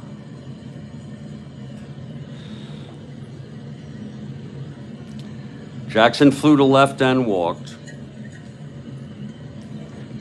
One out, Cepeda in scoring position. And the pitch from Bunning. That's 1-5, right-handed. It's a base hit to left. This might score Orlando with a tying run. Yeah. Again, a 1-5. Single left field. That's going to be Mota a +2, my goodness. Cepeda rounding. 1-13. +2, 1-15. He's freaking coming home. Here's the throw from Mota. And he's safe. And that's a tie ball game. Oh my God, not that I'm rooting for Atlanta, but that's a tie freaking ball game. Sonny Jackson with the big single. Let's look at that again. Well, here it is. I couldn't get the 20 die. It was 1-5 single clean. Yeah, it's a good idea. I kind of like the noise, you know. I don't know if it disturbs people here. But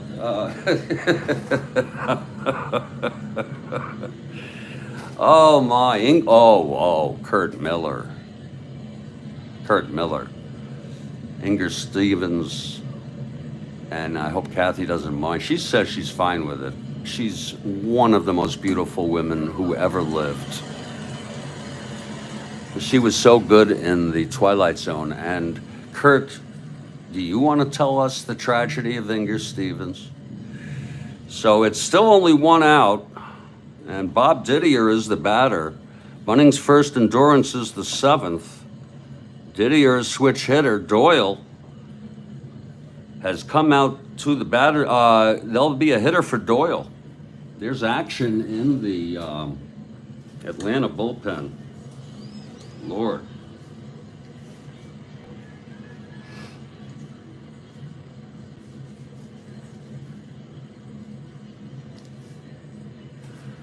I'm not so thrilled about using Upshaw, who was used last game. I'm going to take a peek here at what Road Scholar sent me. I think they're all hitters. Yeah. Yep. All hitters. Not that I need one, Road Scholar. I have Niebauer warming. Oh, I'm sorry. Dodgers. Yeah, Niebauer warming to hit for Doyle. Yeah. I have Niebauer, who is a right-hander warming. So, Niebauer, I'm going to get some coffee. Inger Stevens, my goodness. And if you look at her in that episode of The Twilight Zone, she's absolutely gorgeous. Bob Didier coming to the plate. It's Sonny Jackson on first in a wild inning. Jackson is a beast stealer. He's being held, so he's a 1-12. The Braves have tied it up here in the bottom of the 6th. It was 3-0 all the way. Then Dodgers exploded for 4 runs. And we are... Braves now came back to tie it. And we also have a Kathy Harden question coming up after this half inning. Kathy, I haven't heard from Kathy lately. My Lord.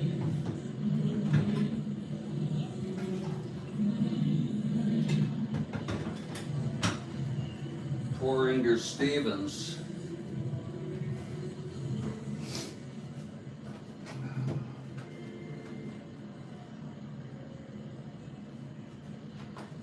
To be so desperate, so scared. I think she took her own life.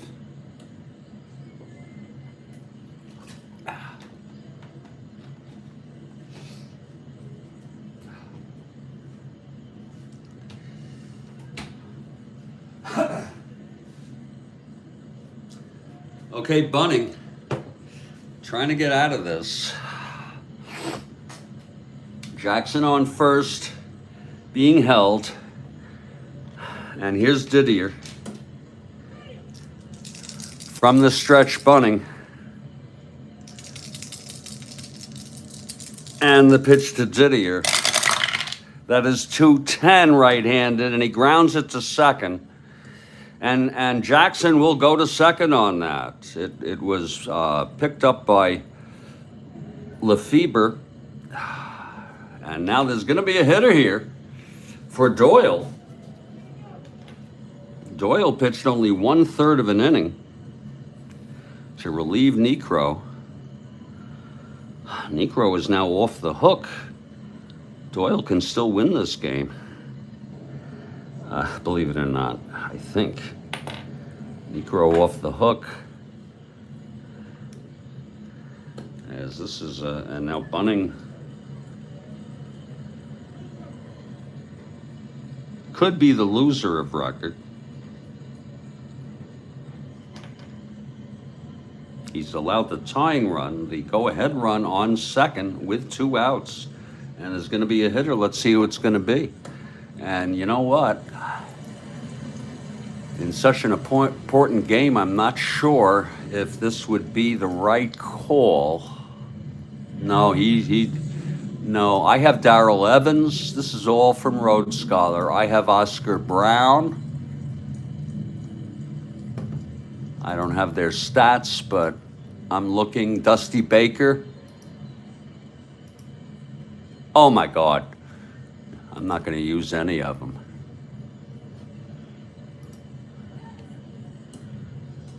Let's see who's going to hit here. Niebauer will come in to pitch the top of the 7th.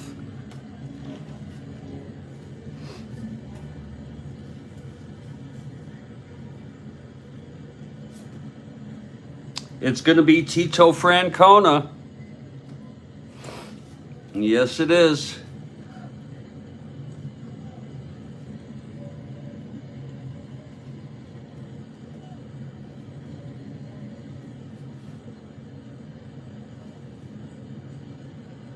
I think he went to, I got to pull this card. He went to Oakland. He has a separate card for Oakland. It's going to be Mike Lum. I got to pull this card and move it. I'm glad I remembered that.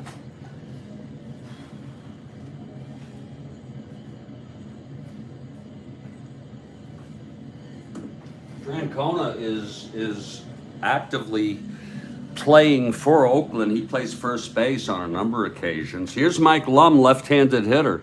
I always liked Mike Lum. Pinch hitting for Doyle here in the bottom of the 6th. Left-hander against Bunning now. Bunning trying to get out of this. Jackson on second. Clutch situation. Tie ball game. Here's Bunning and the pitch to Lum. And that's 410 left-handed. It's a catcher X. I don't think it's going to be enough to score a run. It's going to be Haller again, 3-3.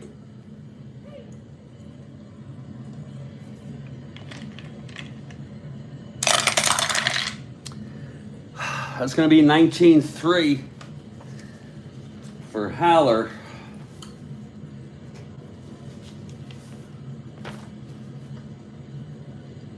It's a G2, 5-9-11.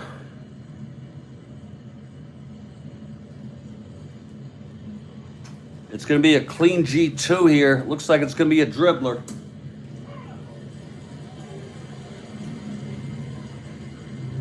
With runner on second. It's going to be right.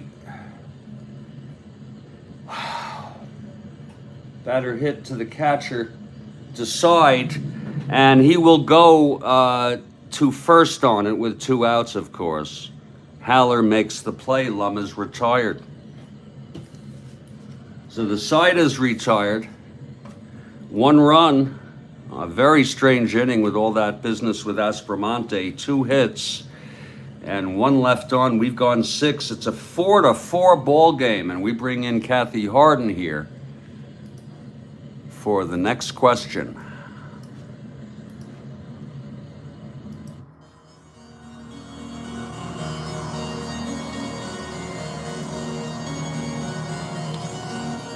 This film, called The Revisionist Western, won a Best Supporting Actor for Chief Dan George in 1970.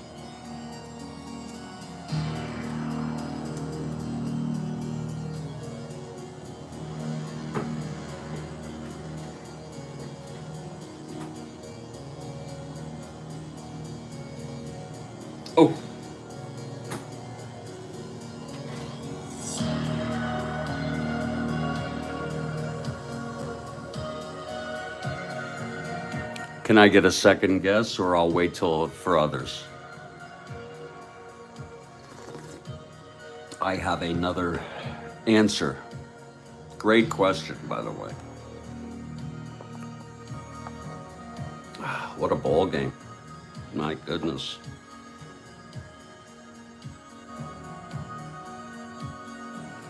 I'll read it again. This film, called A Revisionist Western,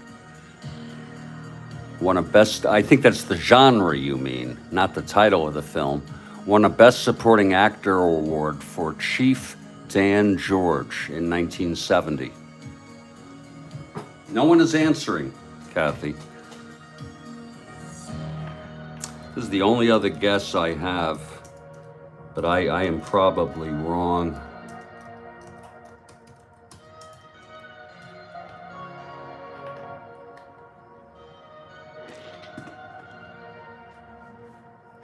In fact, I have a post today about that. Oh God, no, it can't be, because Blazing Saddles was 1974. Oh, well, okay, Midnight. That's a huge.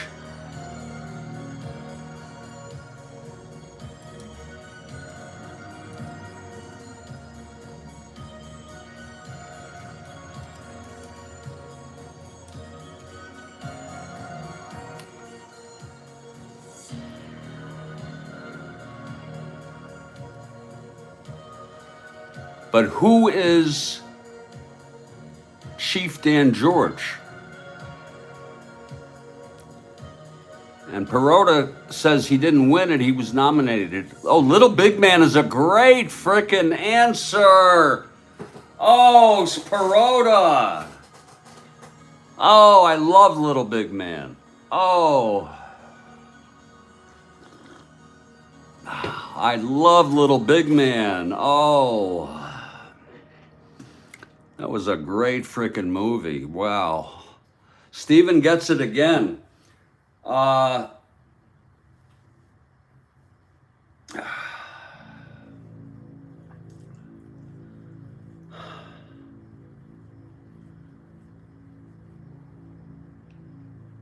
Your wife is yelling again. Please tell her to,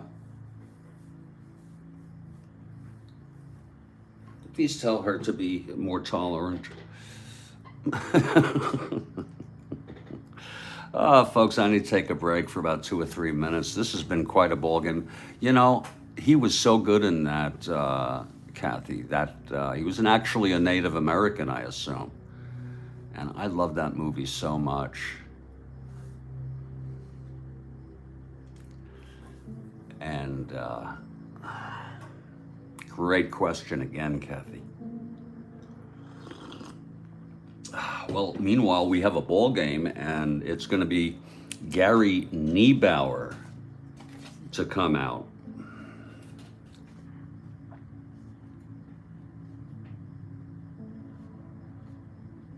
And he'll be the third pitcher.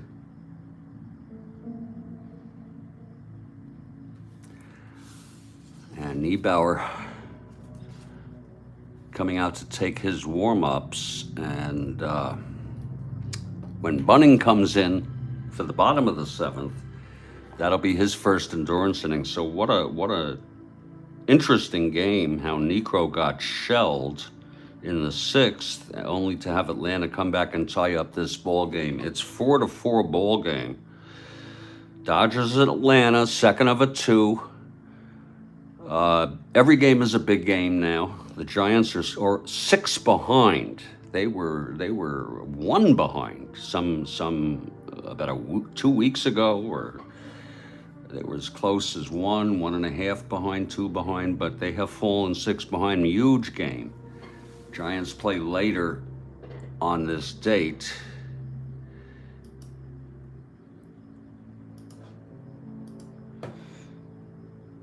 Great question. I don't know how you even think up these questions. The Giants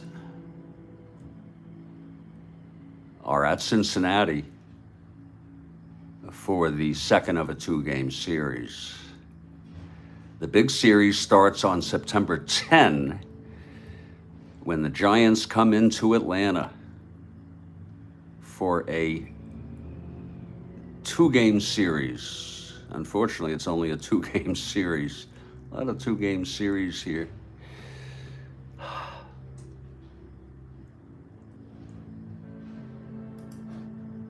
I'll be back in just a few minutes, folks. You know me, I like to savor, and I also like to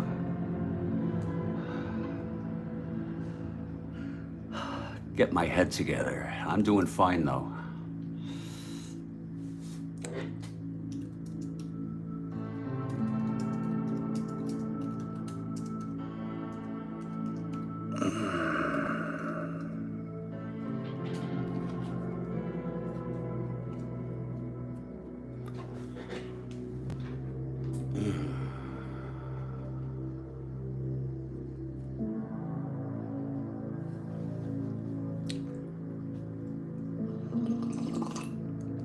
I haven't seen that movie in so long.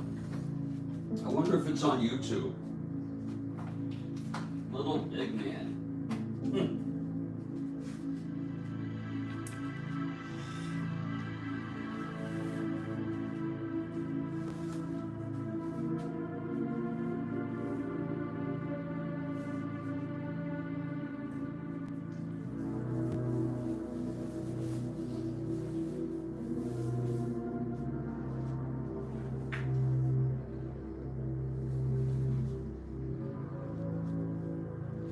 Yeah, Kathy, isn't that something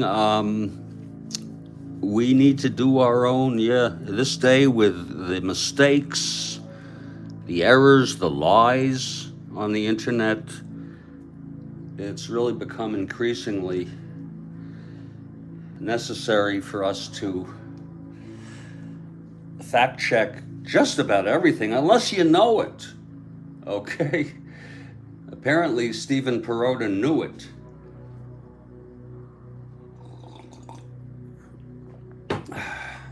Oh, did you already have some weed, Kathy Harden? You smoking in the morning? You toking in the morning? You wake and bake? And it's quite all right, Kathy. We love your questions. We love your questions. Oh. Interesting, Kathy. Yeah, you got me in the mood now.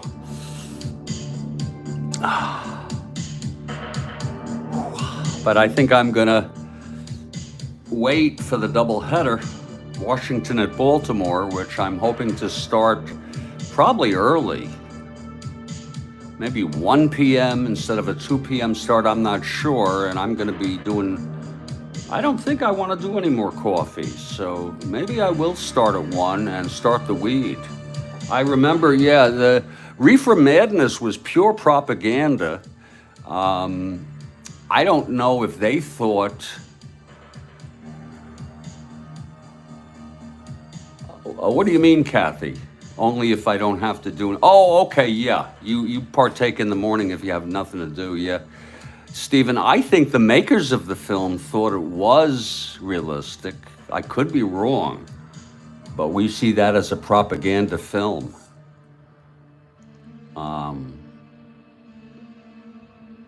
As propaganda. It's a very, very important film insofar as it shows you what is a form of propaganda for its time. I'm sure others could provide a much better analysis than me. Because again, I think, usually when people do propaganda, they know it's propaganda. I also take a position, I'd like to know what you all think of it, that everything is propaganda if it's designed to influence other people's perspectives, including what the United States, our policies are propaganda. Because you know all the wrong we've done. I'll be back in a few minutes.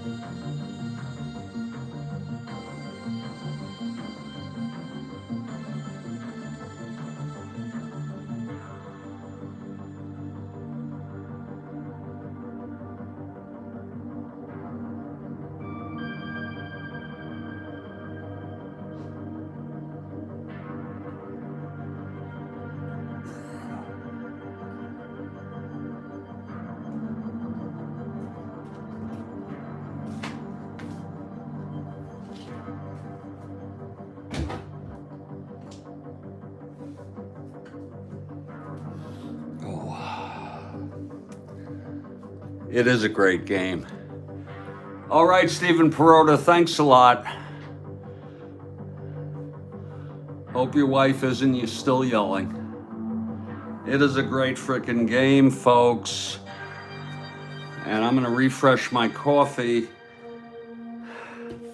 as Gary Niebauer takes the mound, top of the seventh, 4-4.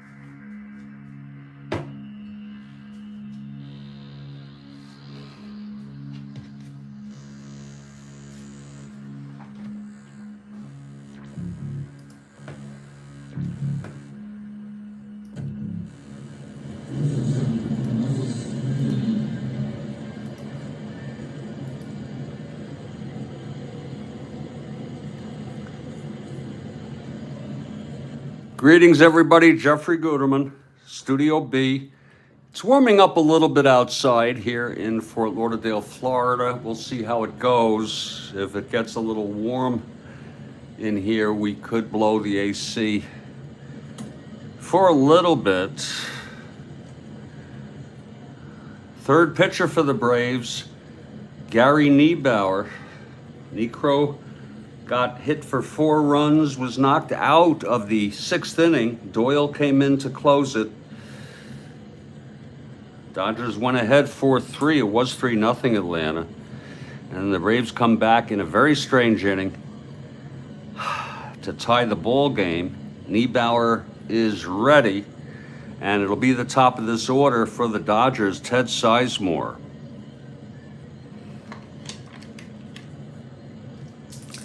Here's Niebauer now. The windup and the pitch to Sizemore. That's 6-5, right-handed, grounds to short X. That'll be for Sonny Jackson. He's a 331.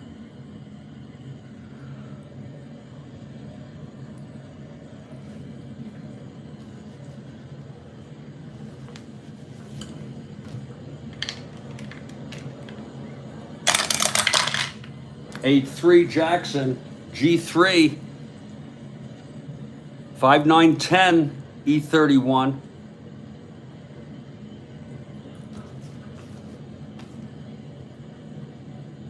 And he throws him out, so Sizemore is retired. 1 out in the top of the 7th.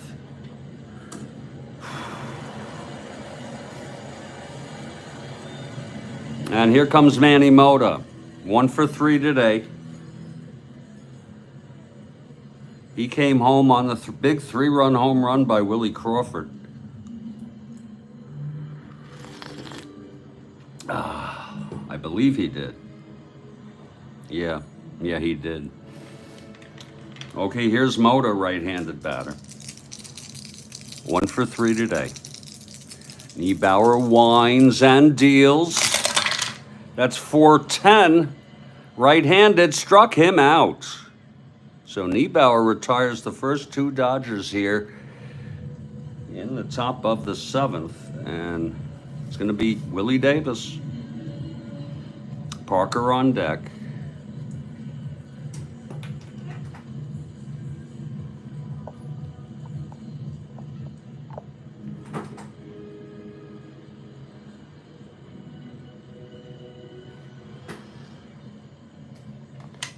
Here's Niebauer.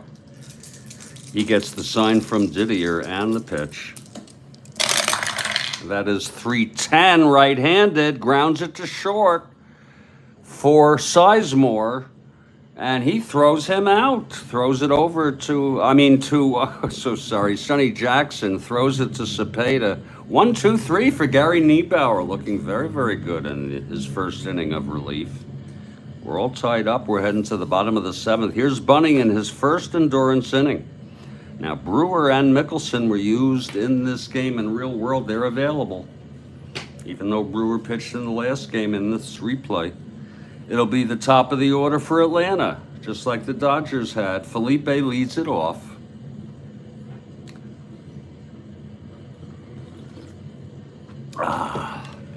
Here's Bunning now. Felipe is 0 for 3, and the pitch from Bunning. That's 2-7, right-handed, grounds it to short. That's for Sizemore. And he throws it to Pretty Boy, 1 out.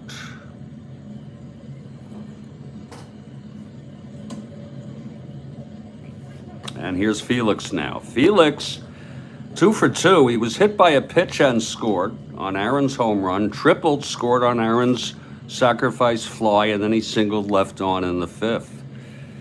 Big game for Felix. Here's Bunning.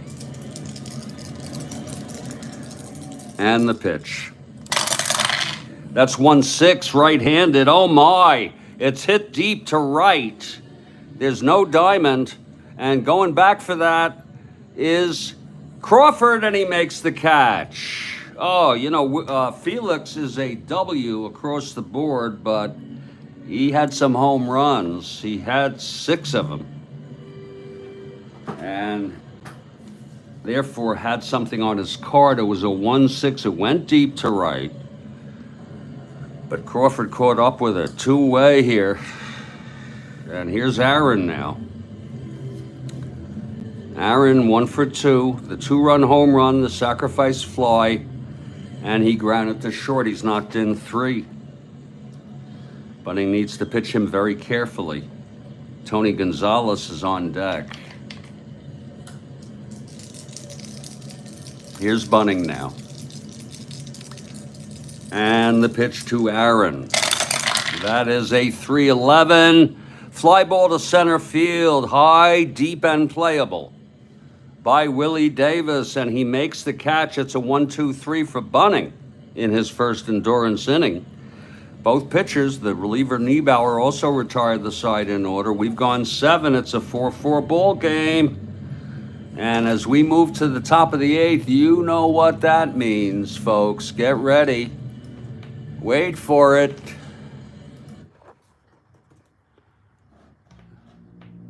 Wait for it now.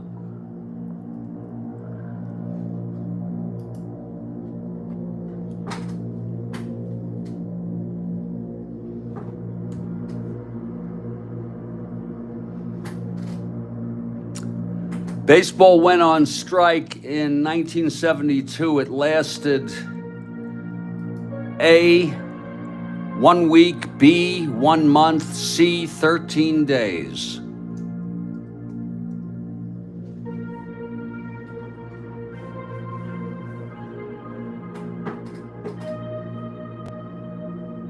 And I believe that was the first strike ever. Oh, I think you're right, Kurt Miller. I think you're right. Kurt Miller gets it. And I have an interesting story, a quick one for you all on that. My Uncle Bert, my mother's brother, lived in, I forgot the name of the town, in Connecticut. And Seaver was his neighbor.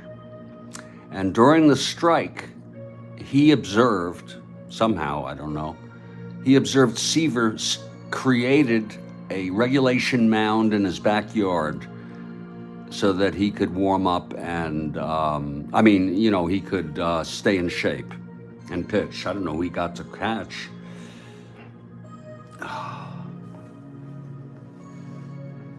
It's a true story.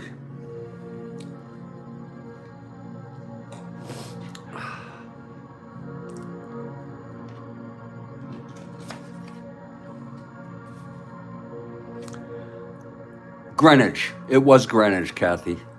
I'm pretty sure it was Greenwich. My Uncle Bert, so help me God. I'm not making this up. They were neighbors. It was a decent neighborhood, the house, the property values, but it was by no means a super rich neighborhood. My Uncle Bert wasn't super rich. I think Seaver, at this point on his salary, chose to just live there. I guess that's a long drive to Shea, though, isn't it? I guess it's worth it to him. We're going to head now to the top of the 8th. Niebauer will be the pitcher. And I am pretty much wired on coffee. Jonesing for the other stuff. Great question. 13 days sounds right. I guess it seemed longer to me. Here's Niebauer taking his warm-ups. It's all tied up at 4. And Pretty Boy Parker will lead it off. He's 0 for 3. My Uncle Bert died a long time ago. And so said, I can't even believe that Seaver's dead.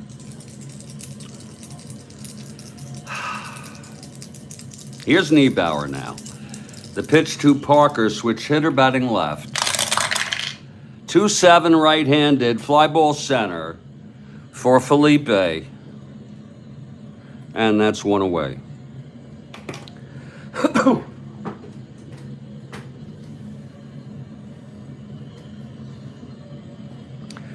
And here's Willie Crawford, who homered to put the Dodgers ahead, only to have the Braves tie it up again, 4-4.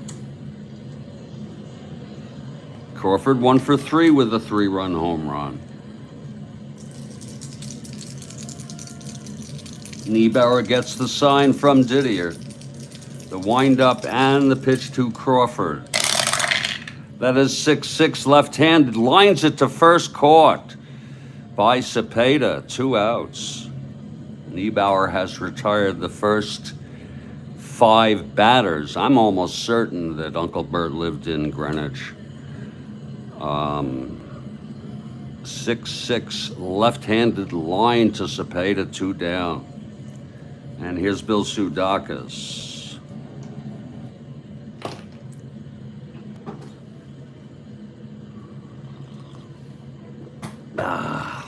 Niebauer now. And the pitch. That's 4-7, switch hitter batting left. He walked him. Second time that Sudakis has reached his base. He's singled left on in the 6th. So Sudakis is on first, the go-ahead run on a 4-7 left-handed. And here comes Tom Haller. Niebauer's first endurance would be the 9th.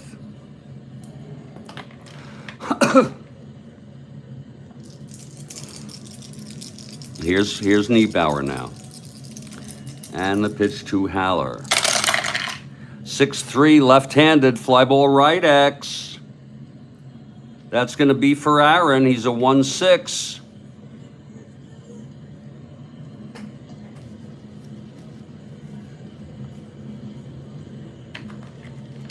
Aaron should get to this. He's a 21. That's F3. Running for it. 6-9-12. He's an E6. And he makes the catch. And the side is retired. Nice running catch by Henry Aaron. Side is retired. No runs, no hits, 1 walk. And left on base, we're heading to the bottom of the 8th, folks. It's all tied at 4. Upshore's available. Brewer's available. Bunning comes out for his second endurance inning. He retired the side in order. For the first time last inning, he may have found himself in a groove. And it's going to be Tony Gonzalez, who, very questionable move that they pulled Carty because of the no-hitter. That's not thinking about the big picture of winning the game. But he is a 2 out in left field. So here's Gonzalez stepping in to lead it off. He is a left-handed hitter, and he's used quite a bit.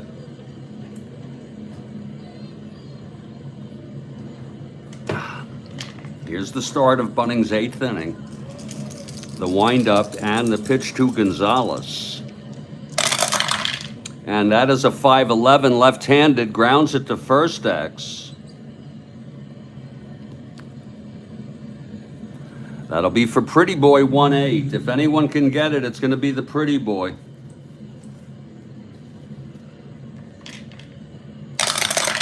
Pretty Boy 21 G1 6-10-11 E8, and he takes it to the bag. 1 away. Here comes Orlando now, 2 for 3.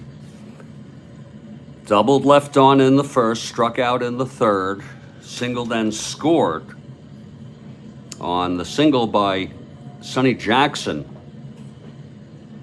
He had reached second on a pass ball. Actually, he reached third on a pass ball, I think. I don't know how he reached second there, but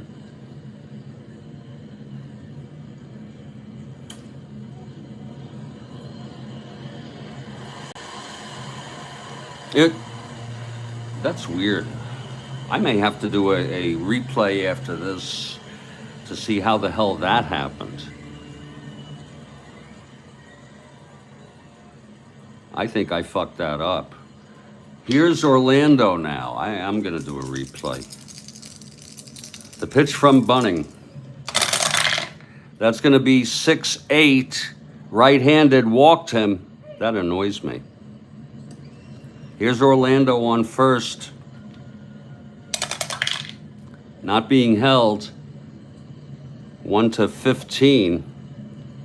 It was a 6-8 though. I think it was. So Orlando on first. Here's Aspromonte. Aspromonte 0 for 3. That run might be taken away. Wow. Here's the pitch to Aspromonte. That's going to be 3-6, right-handed. And he lines it to first, caught by Pretty Boy. 2 outs. No worries, right? The way it's set up, it looks like it can be reconstructed, that he would just have been on second after the pass ball. Oh, maybe it was a single 2 asterisks. Yeah. We'll see. That's right. And I might have sent him home I think that's what happened. Here's Jackson. And that's 6-7 left-handed. He struck him out. And that is the 6th strikeout for Bunning. No runs, no hits, the walk. We're heading to the 9th, but before that, it's Kathy Harden. Kathy Harden. Wait for it now.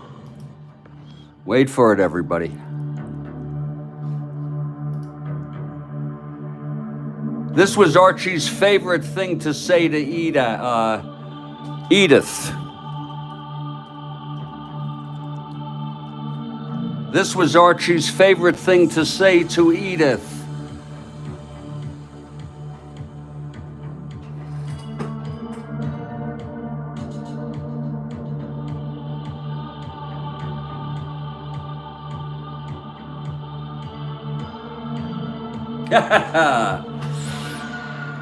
Wasn't that rude? Wasn't that freaking rude of him? You know, instead of saying shut up, or he said stifle, which is just as bad. Let's just go back and make sure here. Is this an instant replay? Well, this is an instant replay of an instant replay. Here we go. Aspromonte.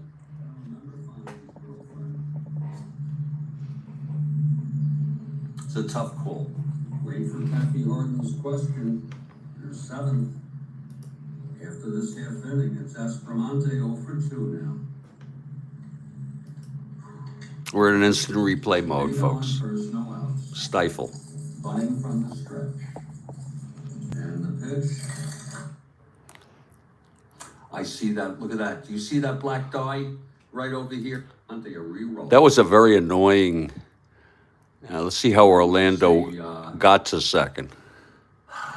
Rhodes Scholar doesn't like to quit wanting to, give any team favorites here. Hey guys, here's 3 perfect fits for me. So we're gonna have Aspromonte a reroll. Bear with us. I know you say Rhodes Scholar doesn't like to quibble, but when you have an opportunity to recheck, I think it's worth it.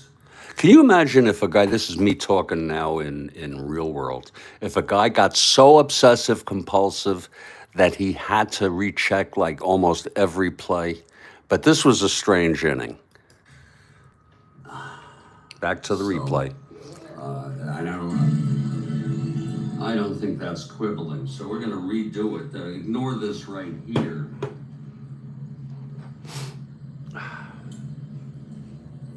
Here's Orlando on first with no outs. This is another reroll.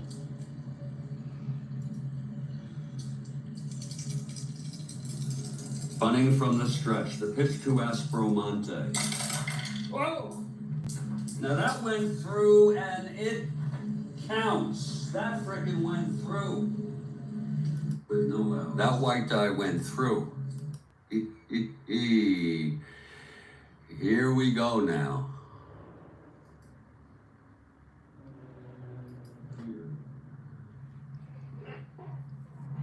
Here's the replay on that one. Here's Orlando on first with no out. That white die went through.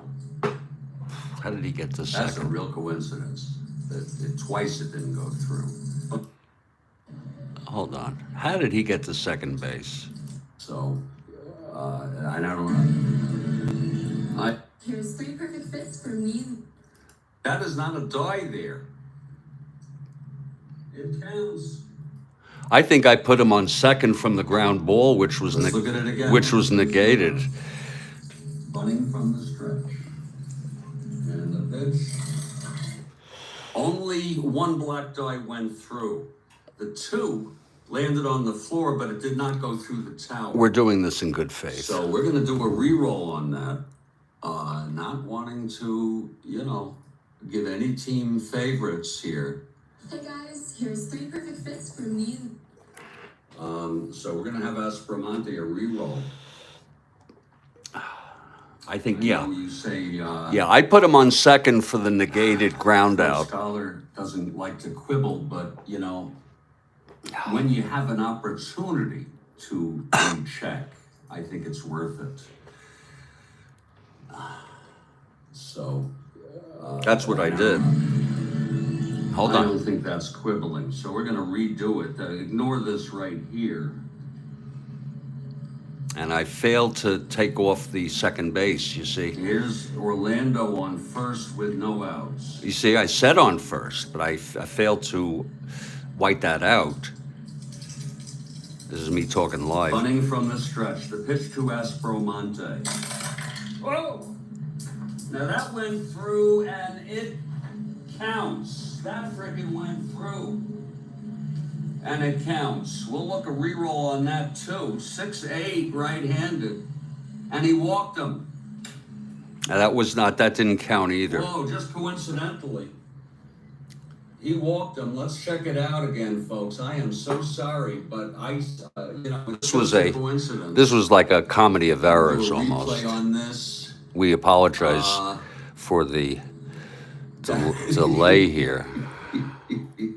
This run might be, we're going to have to see. Here we go now.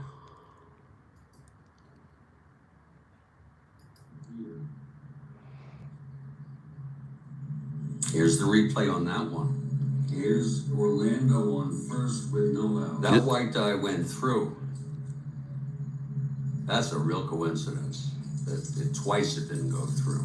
Bunting from the stretch. The pitch to Aspromonte. This is a replay of a replay. Oh, that's Aspromonte. That went through and it counts. That freaking went through. Oh, Lord. And it counts. We'll look a reroll on that too. 6'8", right-handed.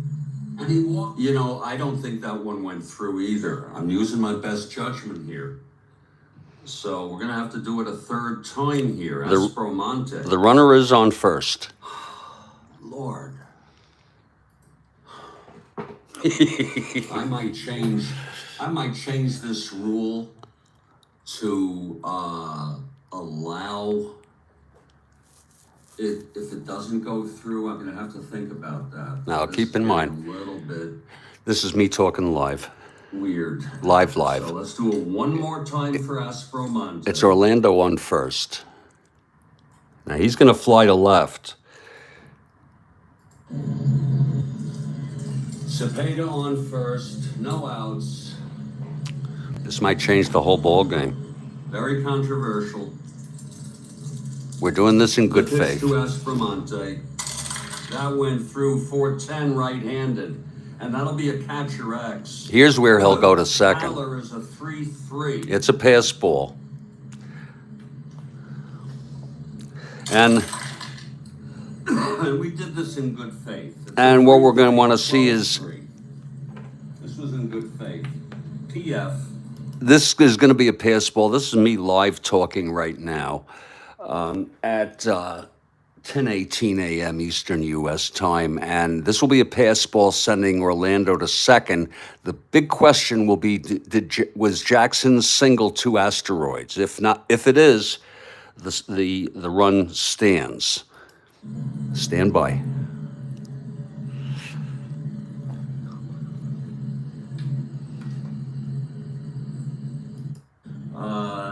Sufficiently. No, I think I'll stay with this. Because this was a fluke. Legitimately, I mean, completely. Still at the plate after the pass ball by Haller. Here's Bunting now. And the pitch to Aspromonte. That's 4-9 right-handed. Fly ball left. And this will be for Moda. Makes the catch. I passed by the passed ball, by the way. It was a passed ball. I know that.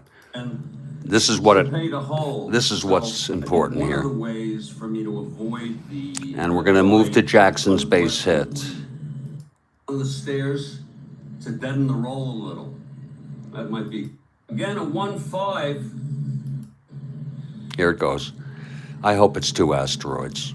Jackson flew to left and walked. 1 out, Cepeda in scoring position. If this goes against the Braves, they may appeal this to no avail. And the pitch from Bunning.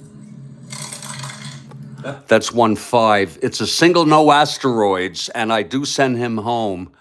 And I do have Cepeda at second. I did not move him to third. That's 1-5, right-handed. It's a base hit to left. This might score Orlando with the Remember, Cepeda went to second on the pass ball. tying run. Yeah. Again, a 1-5. Single left field. That's Nope. going to be Mota a +2. My goodness. Cepeda rounding 1 to 13. +2, 1 to 15. He's freaking coming home. Here's the throw from Mota, and he's safe. So the play stands. And that's a tie ball game. Oh my God! Not that I'm rooting for Atlanta, but. And that is just in the spirit of good faith, integrity, accuracy, and so forth, everybody. Who would have thought, Kathy Harden, that we would have, when I was a kid, that we would have this opportunity? It is a 4-4 ball game. There's no way they'll appeal now. And we're heading to the ninth. You gave your question. That's a tie freaking ball game. Sonny Jackson with the big single. Let's look at that again. Well, wow. And now Sonny Jackson gets credit for knocking in that tying run. And we're back here live.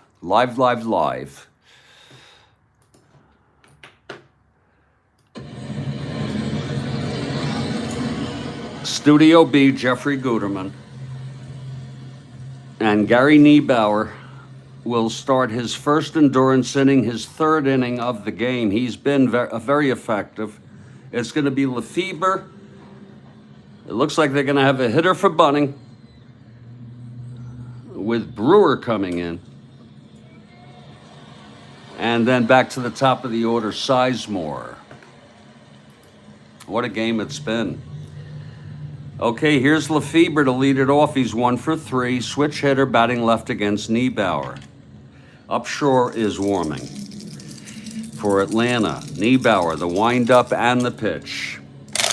That is 1-11, right-handed, and he struck him out. Niebauer. Very, very, very tough. So that's going to be it for Bunning. He still has a chance to win it if the Dodgers score here.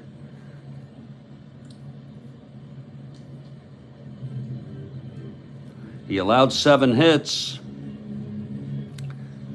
Started off a little shaky, settled down. He walked 1, struck out 6, hit 1, and allowed 4 earned runs. And it will be Brewer coming in. Let's see who's going to hit. Oh, Steve Aquilong. Steve Aquilong has arrived. The great Steve Aquilong. Yeah. Brewer is warming. Let's see who's going to hit against Niebauer.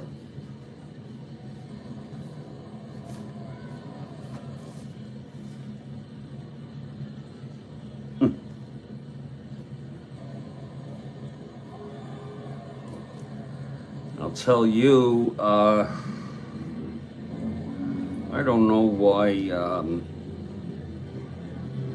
I have no idea. Well, I'm going to bring in Len Gabrielson because he's a left-handed hitter. I was thinking of bringing in Wills, but who for some reason is not playing. I hope he's okay.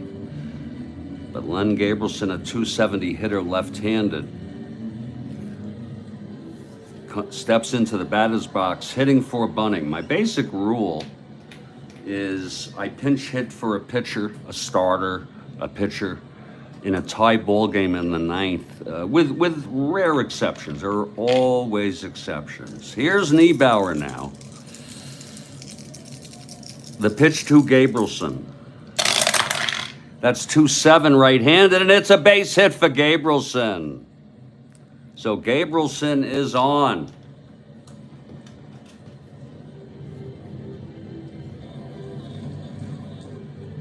Gabrielson is on. Whoo! I'm just going to take a peek here, folks, to see if and when Maury Wills comes back. Wills starts the next game, and he's suited up. Wills is coming in to run for Gabrielson. How do you like that? He's an A, 1-17. He missed this game for some reason. So Wills comes in to run.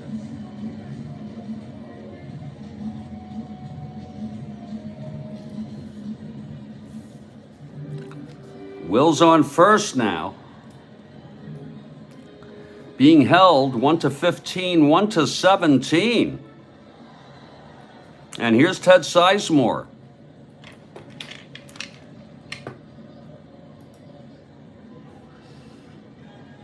Okay, Niebauer is ready. The windup and the pitch to Sizemore. There goes Wills. And he's safe. Wills gets a stolen base, and he's in scoring position now.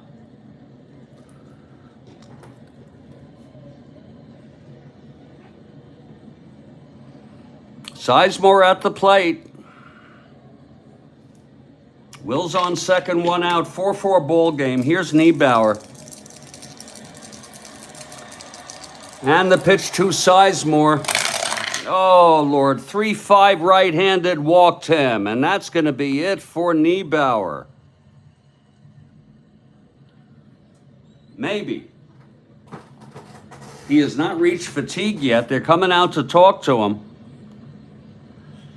Upshore is available, but they would prefer to hit for Niebauer in the bottom of the ninth. This is such a tough call, but Upshore is warming. They're gonna let Niebauer stay in. They're gonna let Niebauer stay in, Kathy. So here's Niebauer facing Moda. First and second, 1 out. Lots of tension here. He has not reached fatigue yet. One more hit or walk he does. Here's Niebauer and the pitch to Moda. That's 6-3 right-handed, fly ball right X. That can be for Aaron, a 1-6. If anyone can get that, 6-3 right-handed.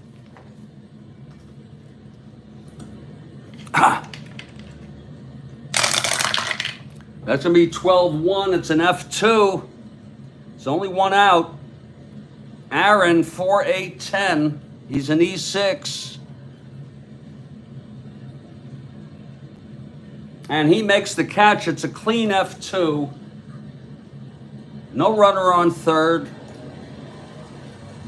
The runner on second may tag. That would be Wills. And with 1 out, he is going to go. 1-17 is such a tough call, you know. 1-17, 1-15. Actually, this is such a tough call. Whether I want to send Wills to third. It is a fly out. You know, it is such a tough call. Because first I have to say, would I do it if I were the Dodgers manager? And the answer is, yes, I would. With 1, oh, it's 2 outs. Oh, no, we won't. Okay, no, we won't. No, that makes it easy for me. Here's Willie Davis, Niebauer. First and second, 2 down. Trying to get out of this. And the pitch to Davis. That's going to be 4-12 left-handed. Grounds it to first. Oh, Lord. Yeah.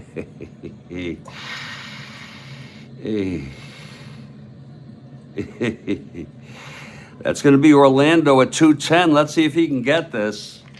Lord, the tension, Kathy Harden. 210, 22. Oh, the tension. It's a G1. 6-10-13, Orlando E10. And he takes it to the bag, and the side is retired. So I am satisfied with the managing on both sides. No runs, 1 hit, a walk, and 2 left on.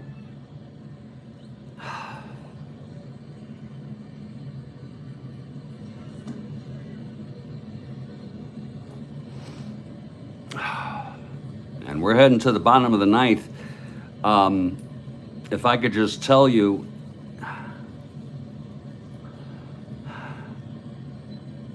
it's going to be, yeah.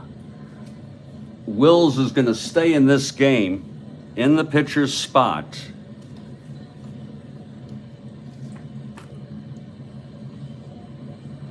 And replacing him will be Brewer in, of course, Sizemore's spot. And Brewer is a 1WL. Sizemore is a 1WL. I'm sorry, Brewer is a 1WL. There we go. So he stays on Wills to play shortstop. He is a 2. That's why we're doing that. And that's going to be it for Niebauer. Niebauer pitched very good baseball. He pitched 3 innings. No runs allowed. That's the bottom line. He allowed 1 hit. He walked 2, struck out 2. And Jim Brewer is the new pitcher. And Upshaw is warming if this goes to extra innings. It's going to be Didier, a pinch hitter for Niebauer.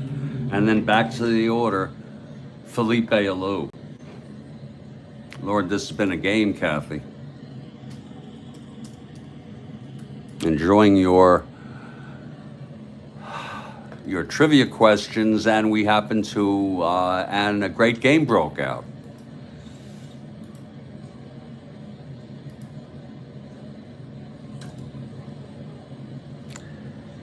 And here comes Jim Brewer, packing that wad, packing it deep. All smiles, no worries.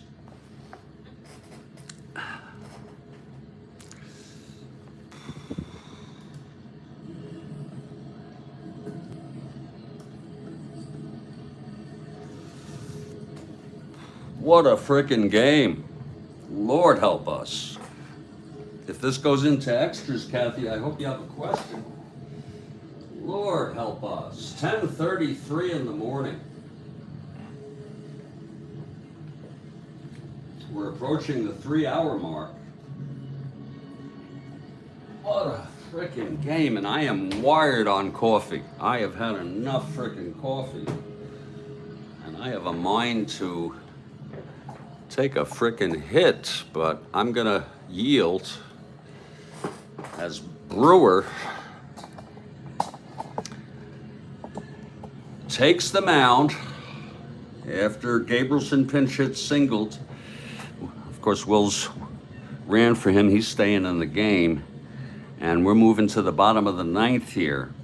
And Jim Brewer taking his warm-ups on the mound here.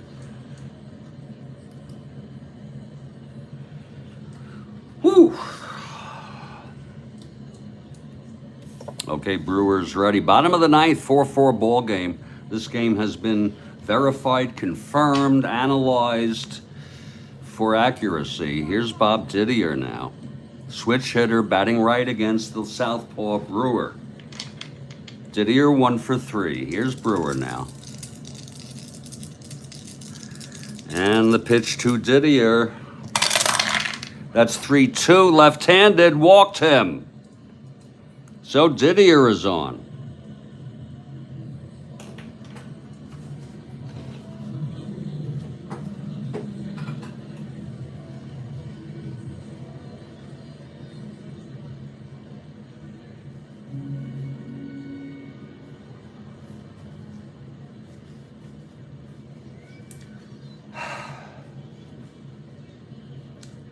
They have Bob Tillman.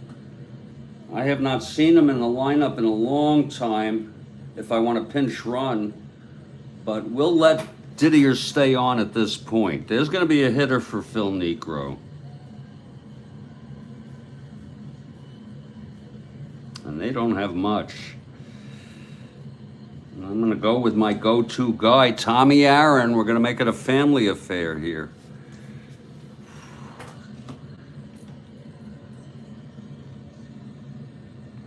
We just put Aaron to denote Henry, and because Tommy is used so little, that's when we use the initial. So Tommy Aaron is coming in to hit for Niebauer. And if the Braves don't score, Upshaw will come in for Niebauer. Okay, Brewer. The pitch to Aaron. That's 1-8, left-handed, grounds it back to Brewer, and he forces Didier. That takes care of the question of Didier's running. Aaron is a 1-13. So that was solved for us. It was a 1-8, left-handed, grounded back for the force. So Tommy Aaron on first with one out. He's a 1-13. Here's Felipe now. Brewer trying to send this into extras. Felipe, right-handed hitter against Brewer, the southpaw. And the pitch. That is 6-5 right-handed. Oh, it's a double. This might end the ball game. It's a double smacked into center. Now Davis is a -1. Oh Lord, Felipe with the double. Let's look at that again. 6-5. It's a clean double to center. Davis -1. Tommy Aaron coming around 1-13, 1-12. And he's coming home to win it. Oh, Christ, he's coming home to win it. Here's Tommy rounding third. The throw from Davis, again, 1-12. And he's safe, and the game is over. A walk-off double by Felipe. Scoring Tommy Aaron. What a ball game. What a frickin' game, Kathy Harden. My Lord. I said, you know, it was it's Tommy Aaron 1-13 on the double. From first, he went to third, and we were stretching him with no asteroids. 1-13. He would have been safe if it was Didier. But we decided to go for it to win the frickin' ball game. 1-12, 60% chance to win a frickin' game. And it's a walk-off by Felipe and a heartbreaking loss for the Dodgers and for the Giants. The final score, Atlanta 5, Dodgers 4. Alou, player of the game, Kurt Miller states, it's a good call. I mean, Aaron knocked in 3 runs, but, you know, Alou with that big clutch double, smacked to left center, and coming around was Tommy Aaron. And here's the bonus question from Kathy Harden. These two National League ballparks had their last games in June of 1970.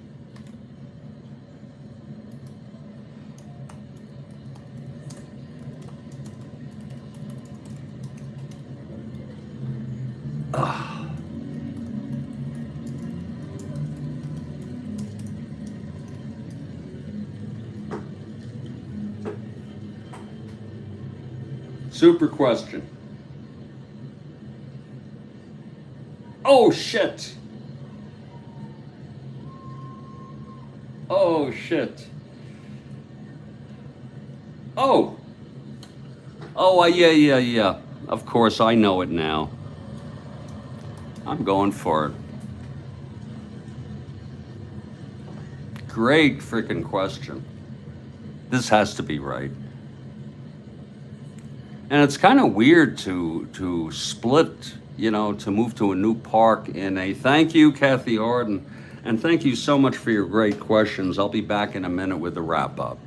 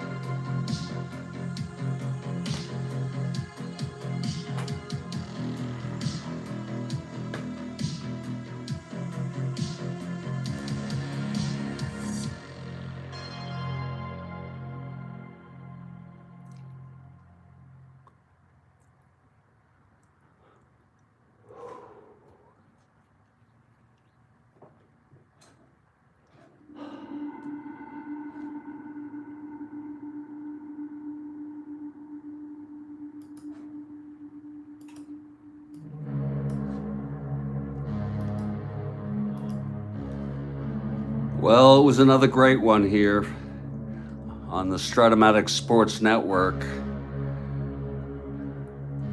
We want to thank Kathy Harden for the super duper questions. She got me on that one. And I don't even know which one was right.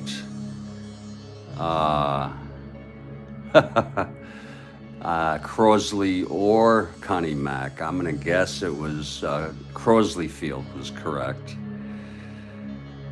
And I guess the Phils did play in Connie Mack in 70. I guess Veterans wasn't ready. The final score, 5-4, Atlanta. What a game it was. The win goes to Niebauer, who really did pitch great baseball. Brewer got the loss, a disappointment. Allowing the walk-off double by Felipe to bring home Tommy Aaron from first.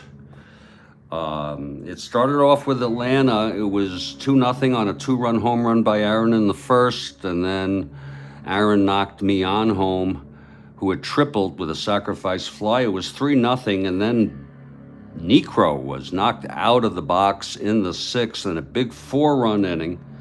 The Dodgers took the lead, and then in one of the strangest half innings I've ever played, Orlando legitimately scored. We verified it. On the base hit by Sonny Jackson. It was all tied up then until the bottom of the ninth, with Niebauer pitching 3 scoreless innings. Didier walked. Tommy Aaron hit for Niebauer. He reached first on the force, and then on the first pitch, Felipe doubled to left center field. And Tommy Aaron, on his horse, came home from first. And that's the ball game. This is going to put the Braves now 6 1/2 games ahead of the Giants. And I'm giving up hope for the Giants, but it's only September 9. This was our first game. Our second game will be this afternoon. I'll need time to set it up. I'm not sure if I'm going to play all of it. But our next game is a doubleheader. It is the Washington Senators at the Baltimore Orioles. And just to let you folks, you Big Man Howard folks know, he plays in both games. Eddie Brinkman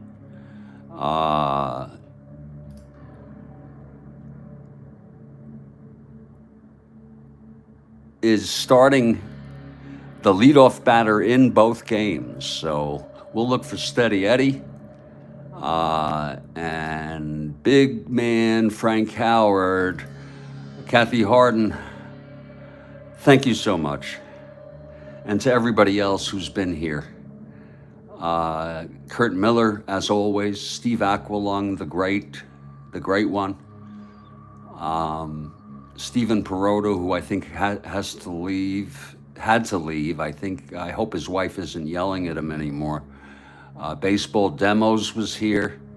I'm just reading the people in our live text. And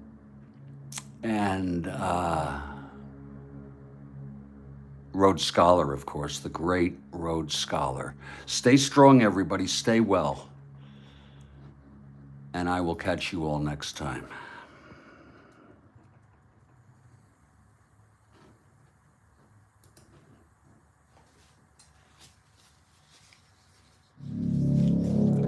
I'll be posting my afternoon game. I'm going to do it at 2 o'clock because I need to climb in bed and rest. Real tough loss for the Dodgers, Kathy. Real tough loss.